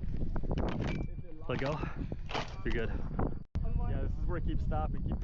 If you're not careful, a bird like a crow will absolutely outsmart you during a training session. Miss Aesop, there she is. So Aesop knows exactly what we do with all these recyclables. Oh, this segment is sponsored by Dr. Pepper, that's right. So she's gonna make sure that she gets all of the things that she missed, and then she's gonna come on over, grab this can, bring that to our recycling bin, and she knows to return to me for a nice piece of food. We'll have her grab this last can, and then I'm gonna have you go ahead and stand up. Perfect. Hold that out, just like that. I have one more for you. There you go. Wow. Excellent. Oh my gosh.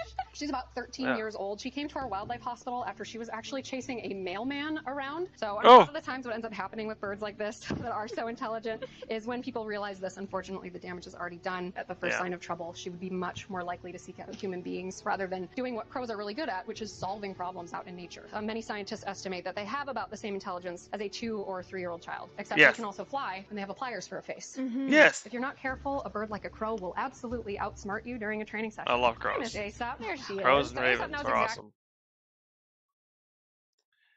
Alright. Still nothing up over in chat. So we got some battle bots. Real reason Jackie Chan refuses to fight like Bruce Lee. More politics. Analyze Minecraft movie trailer. Well, we probably can't terraform Mars.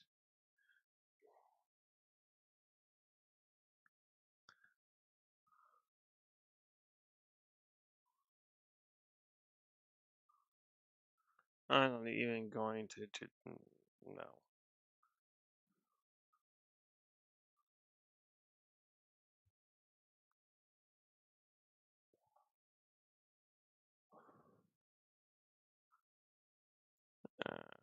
Where's my Neil? I want more intelligent stuff. Funny stuff's cool, but I want funny and smart.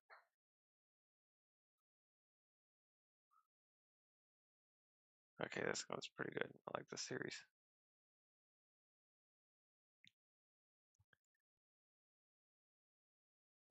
After this video, Your life is never going to be the same. Oh, so I need you to stop whatever you're... Okay, TUI Group, you're a German travel company that started out as a mining company? Yes, it is exactly what we did. You know, it's a natural way you run a business. No. Also, you're a German company that was founded in the 20s. I take it you... Yeah, we made things that go boom for those bad guys during that thing we don't want to talk about. Okay, but that was the last time you made weapons of mass destruction, right? Well, we may have given phosphorus oxychloride to somebody. That's one of the base chemicals in sarin gas. Who did you give these to? Oh, you know, just Saddam Hussein and Muammar Gaddafi. Why? Yeah, that's when we got out of the mining game. We were like, you know what? We're not good at picking people to sell things to. And unfortunately, it hasn't gotten much better. What do you mean? Well, in 2009, we made a whole bunch of investment in two countries we thought would be really fun to travel to together. It was Russia and Ukraine. We've since lost the Russian part. Hey, buddy, did you hear that Gaston Glock died? What? The guy who inseminated my horse? Oh, mein Guter. No, that is not what he's known for. He's the guy who made all those handguns. What are you talking about? The racehorse guy made handguns? But he was too busy making other horses. No, the guy whose name sounds like a Disney villain made weapons. That was his thing. You know what? That actually makes the song make a lot more sense. What song? The incredibly famous Disney song about him? No one makes Glocks like Gaston. Strokes horse that sings it rhymes with Glocks like Gaston. Please stop. Dang, what a legend who put all of his life into figuring out how to shoot things into other things. Hey, Patagonia, you make really cool clothing that's good in any environment and for the environment. How do you do it? Yeah, we test a lot of our gear with the people that go anywhere. Oh, like adventurers, explorers, hikers? No, the United States Special Forces Command.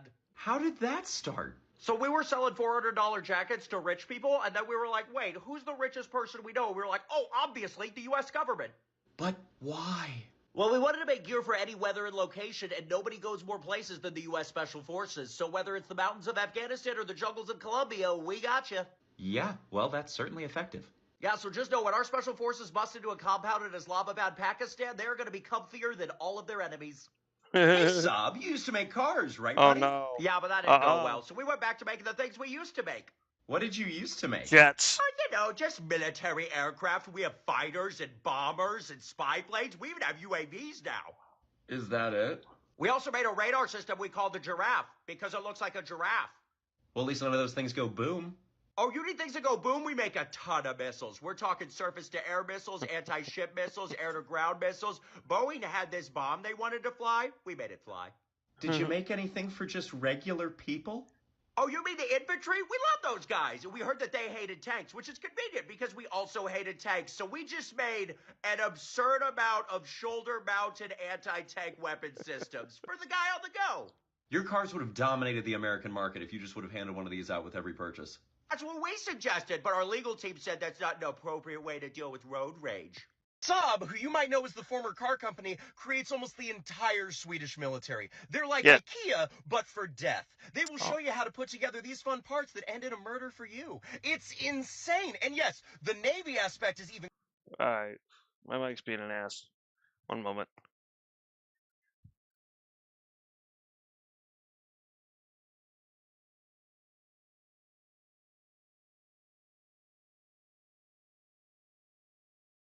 even crazier because first off, they're made by something called Saab Kockums, and that just makes me laugh. But their submarines are so advanced, no other country can match it. It is insane. You wouldn't think, oh yeah, Sweden's got the best submarines, but they do, and they're so stealthy. The Gotland class submarine in 2005 did war games with the U.S., was able to do multiple attack runs on U.S. ships, including an aircraft carrier, would have sunk it if it hadn't just been war games, and was never spotted once. This thing shows up on radar, or sorry, sonar, as like a moderately sized school of fish. It's a submarine. It's crazy and amazing. So man, Saab went from cars to making recoilless rifles, continued to make aircraft, and then we're like, you know what? We're gonna make the most stealthy submarine with our group, Kockums. Hey Nokia, you make indestructible phones that are more sturdy than most tanks, but you were founded in 1865, a month after the U.S. Civil War ended. What did you make then? We started out as a regular paper mill, and then we just let the ADHD take over, and boom, we did everything. So we did other paper products, aluminum, plastics, personal computers. We did boots. I'm unclear if it was with or without the fur. And then we even did tires for like cars and bikes. Look who it I was is. not clear if This it is was Judy without the Webb, fur. a public security officer.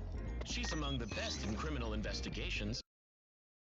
Wow, you guys have done everything. Why'd you get out of tires? Because we make indestructible products, and if we had indestructible tires, that is not a sustainable market practice. Did you make anything for the military? Yeah, we did radio communications devices for Finland that could probably also be used to beat people to death. And that all kind of made sense. We also did gas masks. Doesn't make any sense. Why didn't you guys make body armor, just a chest plate that holds a bunch of your phones? Literally nobody would ever die again. Yeah, that was definitely a huge missed opportunity. And in 2012, we sold off our phones to Microsoft, but now we kind of make new ones with HMD. What I'm trying to say is if you see an astronaut drop his phone, it survives re-entry and the impact, it's probably one of our older models. Hey, Twinnings, a lot of other T's seem to be cults. Oh, You're not a cult, are you? Not Twinnings. No, we were just founded by a guy named Thomas Twinning. He just really liked tea. That is so good to hear. You guys didn't do anything horrific, did you? Oh, by the way, when were you founded?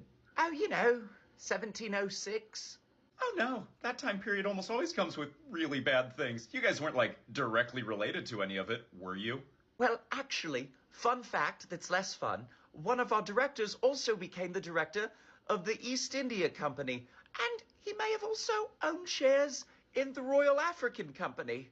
Well, we've all heard of the East India Company. For a trading company, weird that you guys had 260,000 soldiers at its peak. Also, I'm just taking a guess that the Royal African Company didn't just trade goods with Royal Africans, did it? Well, technically, it was set up to trade mostly in gold. It just did not trade mostly in gold. Okay, well, what do you do now? Well, now we just sell a lot of tea, and since the 1800s to present day, we've contributed heavily to charity, including an ethical source program that we still run today. Well, that's nice. Yes, we've been trying to make up for a few things. Even our website notes, we're very sorry. Hey, Hyundai, I drive one of your cars and I love it. You don't make anything weird, do you? Not really. Just a lot of factory automation and war stuff. What was the second part? We may have made, like, heavy artillery. You see this tank? We made the gun for it. We also make mortars, and we've been licensed to produce just, like, so many weapons. And there it is. Oh, I forgot to mention, we're also developing our remote control weapon system. Well, at least none of that sounds like Skynet. Yeah, it's pretty cool. It can target up to 50 enemies at once. Plus, it comes with an easy-to-use joystick. We also made an automatic version to defend nuclear power plants. It just shoots down drones with grenade launchers. Why did you do this? Well, because we're Korean and we already dominated video games, so now we're just dropping our players into IRL lobbies, baby. All right, Ford, I rented one of your cars. You're not responsible for, like, unspeakable evils, are you? Other than the fact, of course, your founder was a closet, you know. Oh my gosh, Henry Ford was gay? No, he supported the Germans during the 30s and the early 40s. Oh, yeah, he was not in the closet about that at all. He was shockingly upfront. He got an award for the Big H Man himself in 1938. 1938? That is way too late. What? That wasn't even the most recent time we were involved with people dying. What? Yeah, have you ever heard of a car called the Pinto? Little tap on the back and it goes boom. And we knew about that as well as the bad fuel system. But we did a cost-benefit analysis and we saw that it would have cost us, like, a lot of money to fix it. But, like, nearly $100 million less to just let people explode. So, you know, we let people explode. Do you ever hear yourself say these things out loud? Yeah, me and the other executives said out loud it was going to be a real bummer when people blew up. And you know what? When people started blowing up, it was a real bummer from the comfort of our private yacht. Love this guy. Alright, I need to get some water. Ooh. Ah! I saw a Neil. I want to kneel. I need smart. I mean, historical facts in a comically presented way is nice, but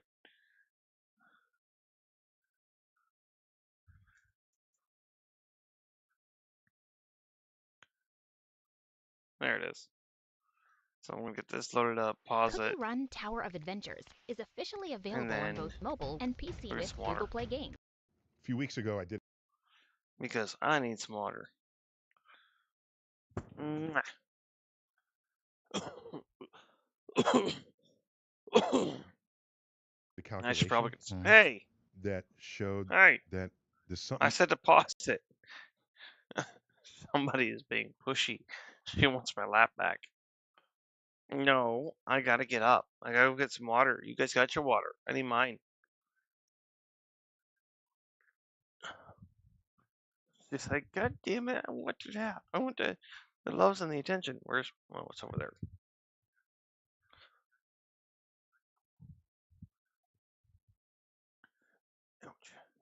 And I gotta grab my water bottle. I gotta pee too, damn it.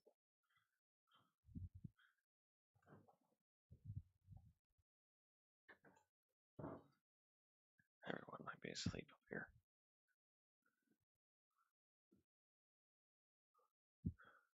Oh, not quite.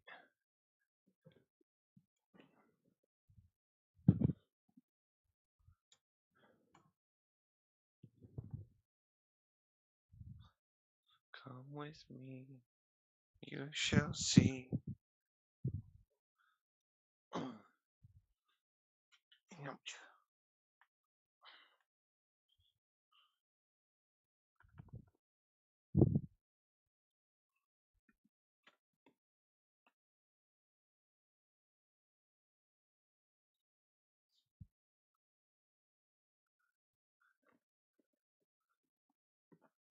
Good night, Mama.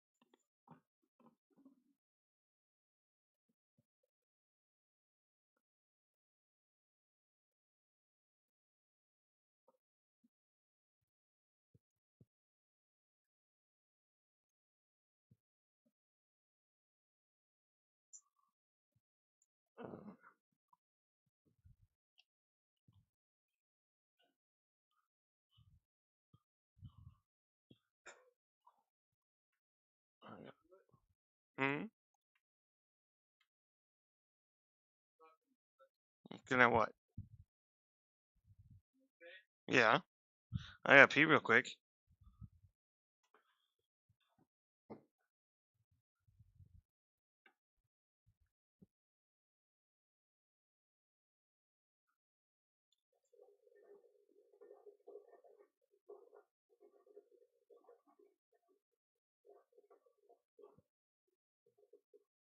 Oh, crap. Sorry, everybody.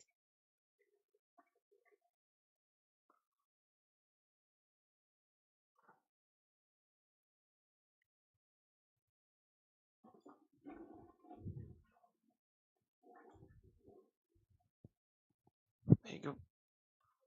Hello. There is dinner in the bowl, and there's still leftovers from last night on the stove as well. Yep. Yep. So I was trying to get it and go pee real quick.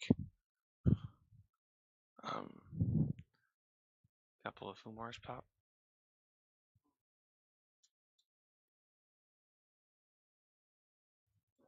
It's okay. Oh.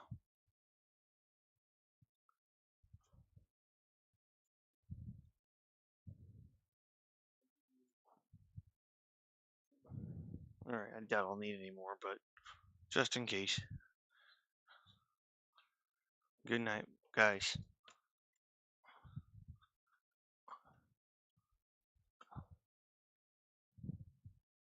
Oh, my timing couldn't have been any better.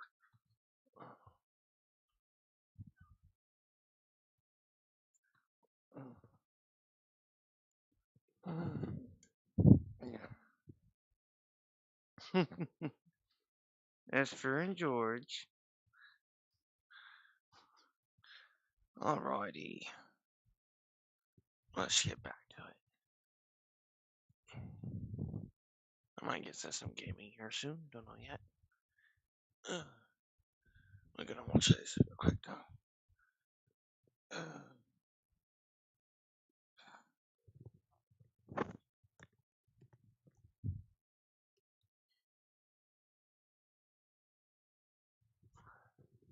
Alrighty. Oh, I thought I turned it off. Oh well. I've been wrong about for decades. No. No. Hello, Chuck.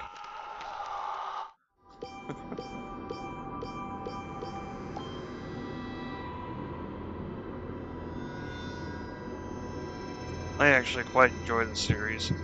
I used to be. So, this is Earth. Hold on before we get as too far. We've been taught to think of it from childhood. Right. Anyways, I used to be a very much disliker of Neil deGrasse Tyson.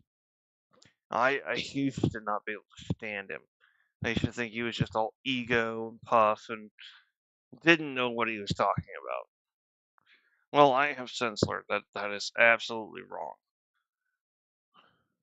And actually, taken to the series, taken to trying to find other stuff by him, and I'm one to agree with Neil most of the time now.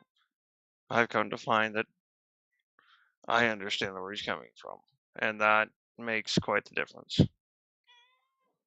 What? What? Really?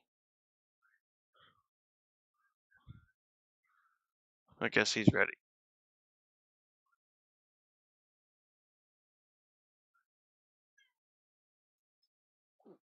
He just responded in real time. Let's flip to the playback. Color-coded countries. Yeah. All right. I agree. I was talking with a geophysicist colleague. I need water and he was first. referring to Earth's geode. A geode. Geode. And I said, oh, tell me more. So they care about the geode because they want to know what defines sea level for the oceans. Makes sense. Okay? So what is the geode? The geode is the shape that the ocean takes in response to not only the gravity of the Earth, but the rotation of the Earth. Interesting. So, if Earth were just a perfectly smooth sphere with water on it, the water would be bulgy around the equator and it'd be thinnest near the poles. Right. That's outer surface is the geode. Okay. That's surface. That's surface. Now, Earth bulges. We are about 5 miles wider across the equator than we are pole to pole. Okay. Not only that, a slight detail, we are wider just below the equator than at the equator. Something to be proud of, Earth. So that since we're squashed pole to pole, that makes us oblate. Okay. And we're not a perfect sphere. It's a spheroid. It's an oblate spheroid. Okay. And we're slightly wider below the equator, so we're a pear-shaped oblate spheroid. Gotcha. Okay? All right. Pear-shaped. But let's ignore the slightly below the equator part and just say, right on the equator, there's a centrifugal force that would make you lighter than if you were on the poles. It's spinning. Spinning. Right. Your tendency to go in a straight line will lift you off the Earth. Right. You can calculate. I calculated this. Okay. Okay. And So this is legit. A svelte 160 So I could go to the equator and jump higher. That's what he's saying. That was the funniest thing. All right. Plus or minus. Okay. For real though, So you would technically be a little it bit and less. You end up like 4 ounces less. Oh, okay. Water scales that household scales don't even measure. Right. That, bathroom scales. Yeah, they wouldn't even tell you. They wouldn't even tell you that. But we can measure it and we know. All right. So I spent my whole life saying Santa on the North Pole would be the only person who would know his true weight. Right. Because on the equator, you're weighing less than your true weight. Right. True gravitational weight. Okay. I get There are it. two things messing with your weight at the equator. Because the Earth is bulged, you are farther away from the center of the Earth. And it's spinning. That's wrong. Uh-oh. Here's the deal. Hi, Elizabeth. We offer one-line wireless plans with no hidden fees for just $25 This is not the a deal month on Neil was Verizon's talking 5G about. Well. It turns out everywhere on the geode, you weigh exactly the same. What? If the Earth bulges from spinning, if you bulge at the equator, the poles come in a little bit. Down, right? Okay? So now it sounds like I'm closer to the center of the Earth. I should weigh more. However, not the entire Earth is pulling on you. It turns out that while you are closer to the center of the Earth, there's less mass pulling on you. Only you can do this, you can show this with calculus and Newton's laws of gravity. Okay. That if you are smaller from pole to pole, the only part of Earth attracting you is the sphere that is the cutaway between your feet and the center of the Earth. And that sphere does not include the bulging that comes outside of that sphere. Okay. Those factors combined exactly equal the factors that affect your weight here on the equator. No. Because the entire mass of the Earth is pulling on you because you're at the center. Okay, because you're at a widest point. Right. Now, what is the sphere beneath your feet? It's got everything. Everything. All of it. Yeah. All of it. It's all of it. So these two things, these two, principles, if you want to call them, they cancel out. Yes. Yes. They exactly cancel. The fact that you have the whole Earth pulling on you, yet we're spinning. Right. Okay. So you have all the mass of the Earth, but the Interesting. spinning, so that makes you weigh more. But then you're spinning, that makes you weigh a little less. Plus, the Earth is a little wider, so that makes you weigh a little less. Okay, all of that. You put it together. It comes out in the wash compared to your weight on the pole. Wow. So Santa's fat behind can walk down to the equator and weigh exactly the same. Exactly the same thing. Wow. That's. He would need the rest of his. You can't just weigh his behind. You got I got to tell you, he's mostly behind. Check this out. You ready? Okay. If Earth spins faster. Right. This is true. If the Earth spins faster, if it spins once in 90 minutes instead of once in 24 hours, then the centrifugal forces will be so great that you weigh nothing on the equator. You'll just float. You just float? You just float. Can we have that, Earth, please? No. How do I know that's true? Because the space station, everything orbiting in low Earth takes 90 minutes to go around. There you go. So if Earth's equator takes 90 minutes, it'll be you're weightless like the space station. Okay. So, right. However, Earth won't keep its spherical shape. It will become a pancake. Yes. Yes. That's the fun part. Oh my gosh. Okay. So we think of Earth as solid, but it really isn't. Right. Okay. Very There's nice. plasticity in the mantle. Right. There's rocks that'll just start floating. Okay. So the Earth will start flattening. Yep. As it flattens, the equator gets wider and wider and wider and you are weightless out there. Well, how about Santa? These guys. Well, if Earth becomes this huge disk, what happens to the North and South poles? Well, they just become where you put the record pole. Yes, exactly. They're just a spindle. They're just a spindle. Right. They're right there in the middle. Right. And when they're right there in the middle, how much mass is between them and the center of the Earth? Zero. Nothing. None. That's it. So therefore, how much do you weigh? Nothing. So everybody still weighs the same. That's pretty wild. It's wild. That is wild. Floating out there. And you're floating out here, but no matter where you are on it, you weigh the same. You weigh the same, which is zero. Right. Because on the poles, there's no mass between you and the center of the Earth because you are at the center of the Earth because you flatten to a pancake. So there you go, flat earthers. This is all you have to do. Speed the Earth up to a point where we flatten out like a pancake and you will finally get your wish. I was so Whoa. surprised. Hold on. Just in case some of you did not catch the gravity of what Chuck just said, I don't even know if Chuck realized what he just said. He just literally told flat earthers not only one, how to make flat earth, but two, how to make the nice little religious what's it called?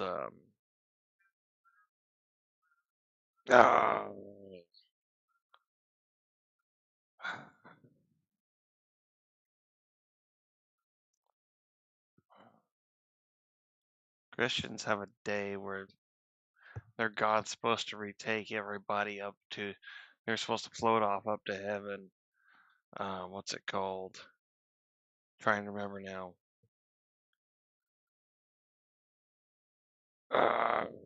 Come on, brain.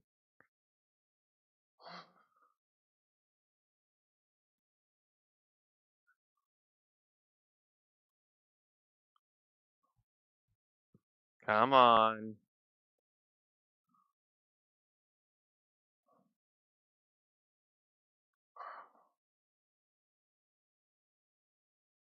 The Rapture. They also just told them how to make the fucking Rapture. So that's why they believe in it, because they believe in flat Earth. If flat Earth was a thing, the Rapture would actually be possible.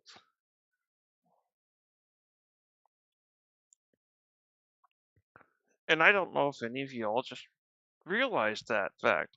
I did, but I guess I'm a bit smarter than the average person, supposedly.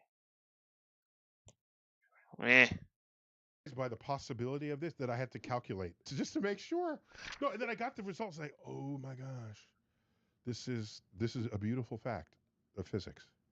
I'm not gonna go with beautiful. So here's a good question for you. Venus has hardly any spin at all. Oh. It's a planet about the same size as Earth, Right. same surface gravity, has hardly any spin at all. In fact, its day is longer than its year. Whoa. That's how slow it spins. That is wild. You are younger in years than you are in days if you're born on Venus. Wow, look at that. Damn. Okay. So now ask, what is the flattening of Venus? Just take a guess. What is the flattening of Venus? Yeah. Pole to pole versus across the equator. Take a guess. I'm going to It's hardly rotating. Then there's no flattening. There's no flattening at all. Go look it up. Right. Look it up. There's no It's the flattening. same here as it is there. Wow. Yeah. Yeah. So the oceans have a geoid, but the solid Earth has a geoid as well. And we're not rotating all that fast relative to like Jupiter and Saturn. Saturn rotates once in like 10 hours. And it's huge. Damn. Something that big rotating that fast? That's fast. Yeah, that's fast. That's fast. We're only about, like I said, about 5 miles thick at the equator. But that's enough for this effect to matter. That's Wow. all. That's so cool. And so that's yet another explainer from Star Talk. As always, keep looking up. Next. Forget everything you knew about war games. The large-scale action game War Thunder will bring you a storm of unforgettable experiences. Fight in the skies. Are you saying the squirrel is resistant to diabetes? So at the beginning of the hibernation period, they increase their body mass by over 100%, and they become completely insulin resistant. So it's a naturally reversible model of diabetes, essentially. That's insane. Wow.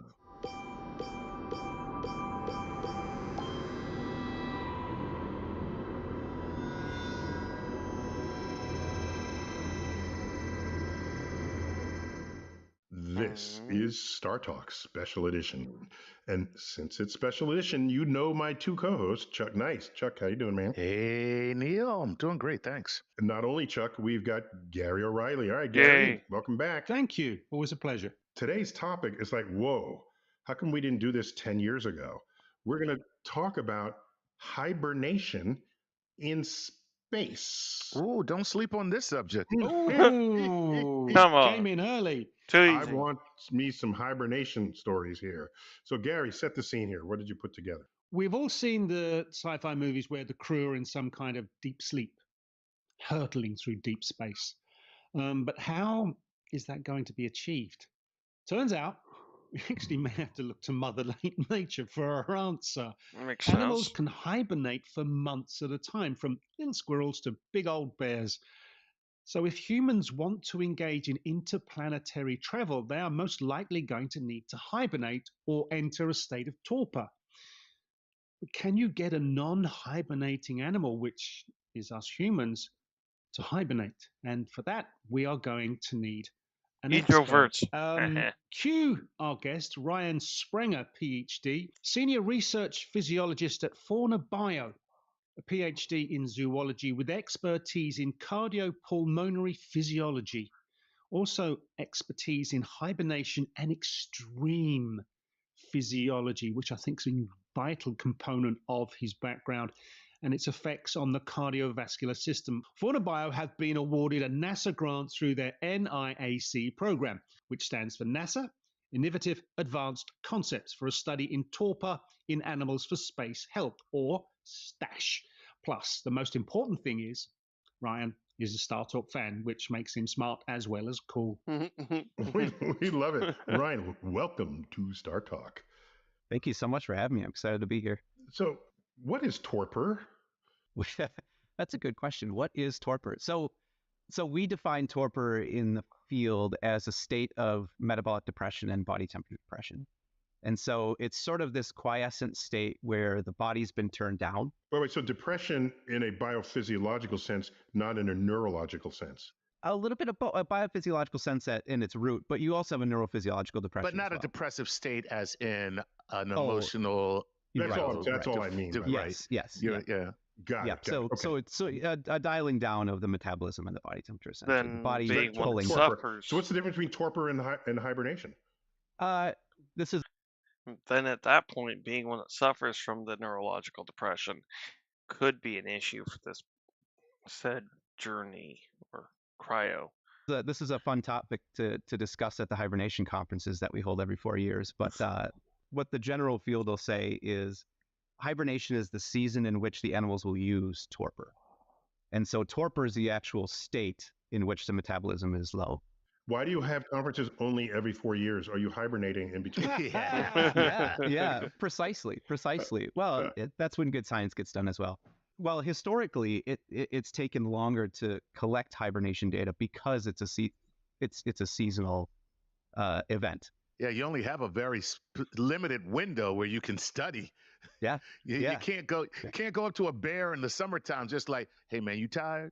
You tired? Mind you, you've got two hemispheres right, where winter is one time and in one and a different in other. So you might, it depends if you feel like picking up your bags and traveling. Yeah, well, actually, and that's why it was just this year we decided to shorten that as a community. We decided to shorten that conference because we're learning that hibernation is not just a cold season event. We're learning recently that warm animals will hibernate. Animals in warm climates will hibernate. They'll hibernate at warm temperatures. So we're learning that it's more widespread than we thought. Why do they do it? I mean, what is the purpose of hibernation for? Like, if I'm a bear, right? We all think of hibernation. We automatically think of bears. So I use them as an example. Well, why not just be awake all year long and go get some food or pack up on calories like some other animals do, and then get through the lean time? What's the idea of dialing yourself down metabolically and taking a long nap? You mentioned it almost in your question. It costs a lot to do things. Is a really simple way of putting it. Energetically. Energetically. It costs a lot energetically to do I'm not things. thinking the bear's needs $20 in his wallet to get No, very costly to be a bear. Only you can prevent forest fires. Come on, help a brother out. Yeah, energetically it costs a lot. And so even if you wanted to pack on all that extra weight and try to make it through a period of what we like to term resource deprivation. So this is a period where there's not as much water available, it's frozen, or it's a drought. And there's not a lot of food available because of that reason. And so in these periods of resource deprivation, some mammals have decided over time to instead of increasing supply, they decrease demand. And that demand being your metabolism that they're turning down. Oh my, that scares me in a way, just because I think about the climate and how it's changing. And when you talk about matters of deprivation, or lack of resources, we might find a time where maybe those bears won't hibernate because the water won't be frozen, and then we've encroached upon their land, and they're like, hey, you guys are supplying us with food, like, because you ever see the videos of them tearing open a car to get to that picnic basket? It's a little scary when you describe hibernation that way for those reasons. Yeah, well, bears are very strong animals. That goes without saying. But climate change, actually, that's a big push in the field right now, is to try to understand what climate change is going to do to hibernators, particularly the cold climate hibernators, because again, we're seeing more and more warm climate hibernators. So we have an idea of what it might look like, but it is very different. So it's going to be a big change for a lot of these species. There has to be some positive benefit to hibernation. Otherwise, animals will have evolved not to do it. Most mammals don't do it. What are the benefits then to mean, apart from getting a good nap. Yeah, it would be the dream if you could. Yeah, the benefit, as far as we can tell, is these animals that use it are more resilient to periods in which there suddenly isn't availability of resources. Gotcha. And so a really great example of this actually is not in the northern hemispheres where it's cold. It's the southern hemispheres in Australia where you have big wildfires. Ooh. And there's animals down there that after these periods of wildfire where there's now suddenly no food for a while, they'll go into torpor. And so these animals are more resilient now because they don't need that food and they can survive a little bit longer. They can just kind of stretch what resources they currently have in their body. And well, so plus cold-blooded animals barely eat anyway, right? I mean, we always show alligators as being voracious eaters, but yeah, I mean, we eat a lot because we have to maintain our body temperature apart from the air temperature surrounding us. If they are the air temperature, then their energy is for what? To run their brain, and if they want to just walk around a little bit. Exactly. So yeah, and so you're exactly right. The cold-blooded animals, they don't eat a lot. They can go quite long periods. Alligators, I think, can go months to almost a year without eating. Yeah. Oh my God. And I've got a funny anecdote about that from my old advisor. But there's nothing funny about a hungry alligator. I was about to say that. No, yeah. not at all. Not when you're around it, at least. Yeah. Yes, that's right. But yeah, they don't eat for long periods of time because they don't have to defend body temperature. So defending body temperature at a stable amount is it costs a lot of energy. So we're expending energy all the time just to keep our body temperature at 98.6 is what you're saying. Exactly. Like that's where so if you don't have that, I'll call it a problem, but if that's not necessary, then you're saving a lot to You barely have to eat at all. Running You barely to stand gotta still. You barely have Right. to do it all. So- Exactly. Yeah, in fact, it's worse than that, or better than that. You burn energy thermally just by maintaining your body temperature, but you also burn energy kinetically, right? By like moving against gravity or just moving at all. Okay. Consider how long it would take your body to burn the calories of a cupcake just by existing. You will easily burn the calories of a cupcake just by watching television. You can do that. Okay. Right. But then say, what do I have to do on a treadmill to burn the calories of a cupcake? It's like, I'm not doing that. Right. Yeah. that's damn near an hour running. Exactly.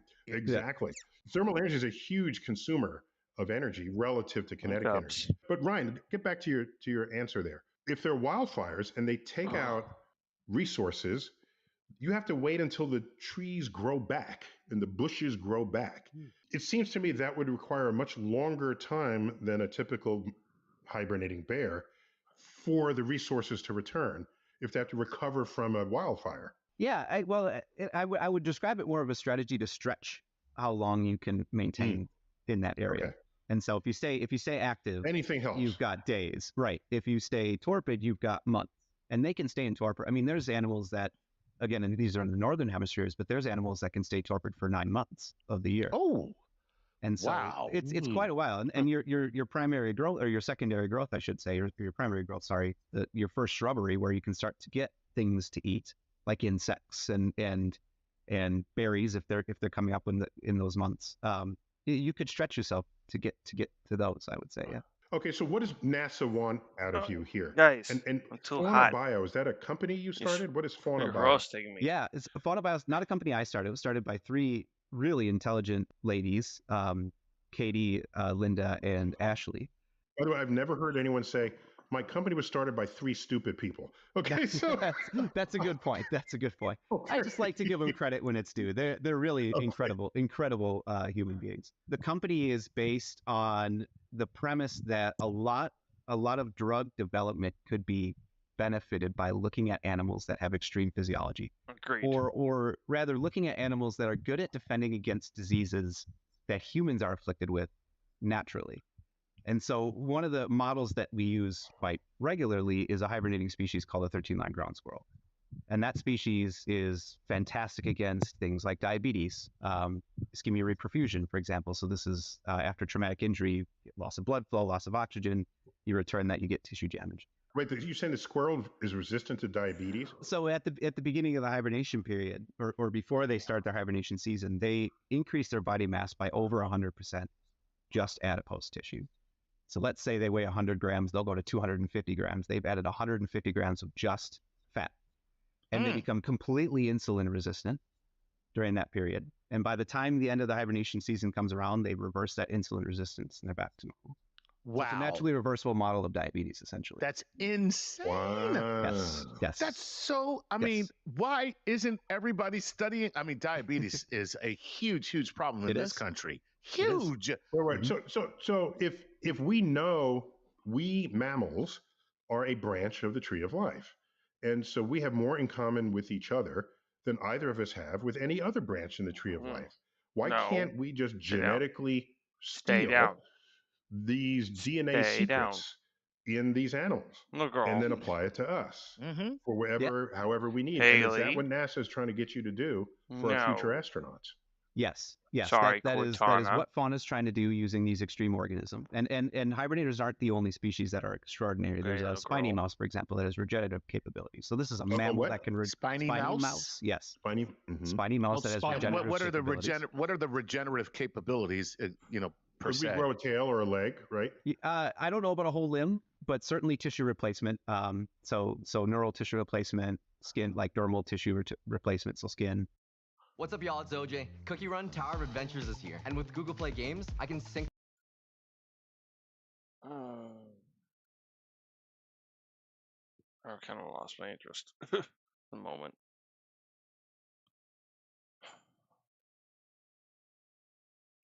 No. Stay down. I might play some Overwatch or something.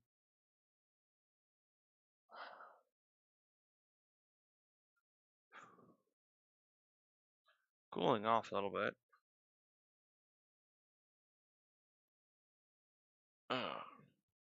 Oh. Hey, Pure, it's been a little while. How you been?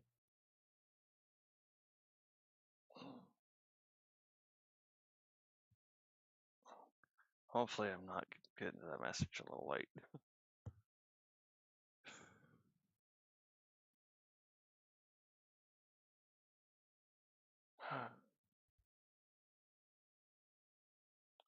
It's been a slow day. No, I'm just cooling off. I'm sorry, sweetie. No. You pushy little thing, you.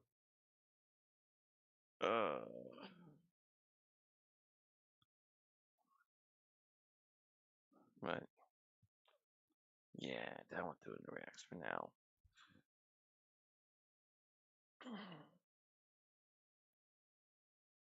Oh.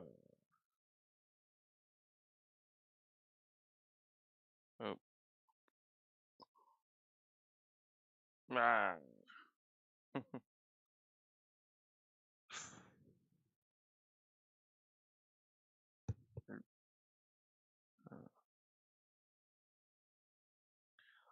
Discord is probably one of the better places. Twitter's not too bad, but Discord I see it almost automatically.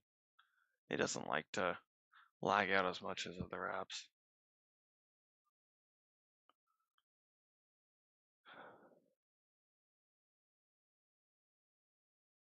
So it's been kind of crazy. As you may have seen, I just finished my first React.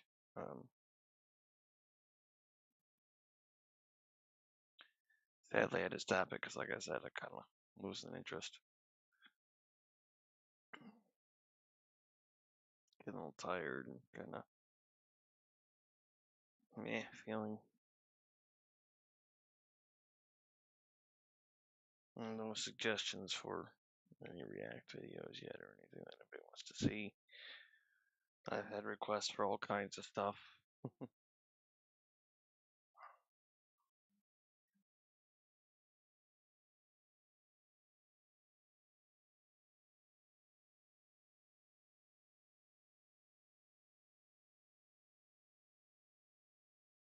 Hey.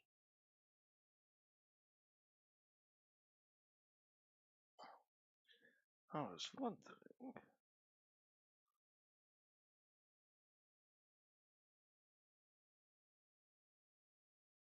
Added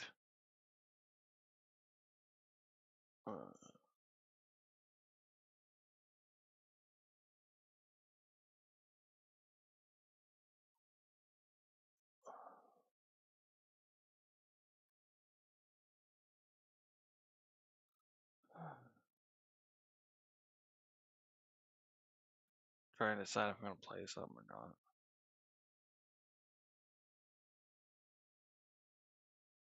And then I'm gonna set up Windows Sleep Stream too. If I do that, I'll probably stop the stream for a little bit as well. I just might.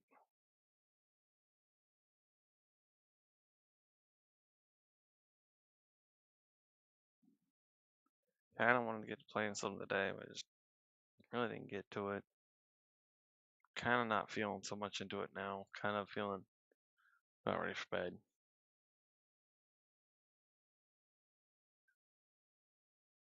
So I might just stop the stream for a little bit and I'll get it set up for the sleep stream, stop it, come back. After a little bit.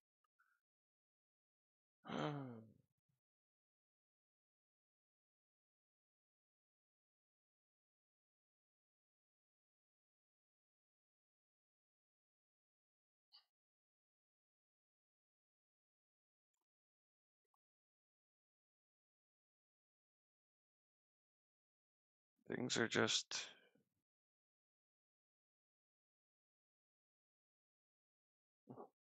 chaotic at the moment.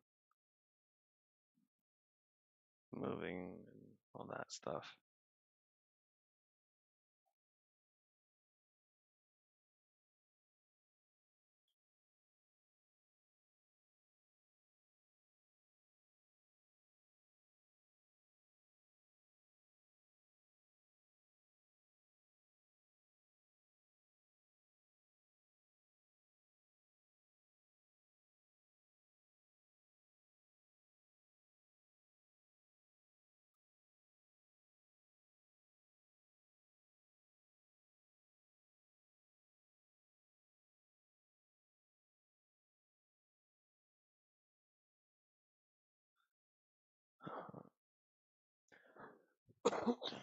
Yeah, I think I'm probably gonna stop the stream for now.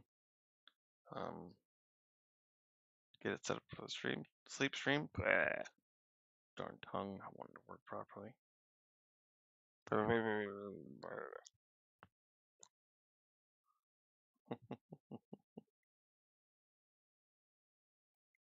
Alright, everybody. Till next time. Well, till the sleep stream, which shouldn't be more than a half hour most. This is still mage. Have a good night, day, whatever it is for you, and happy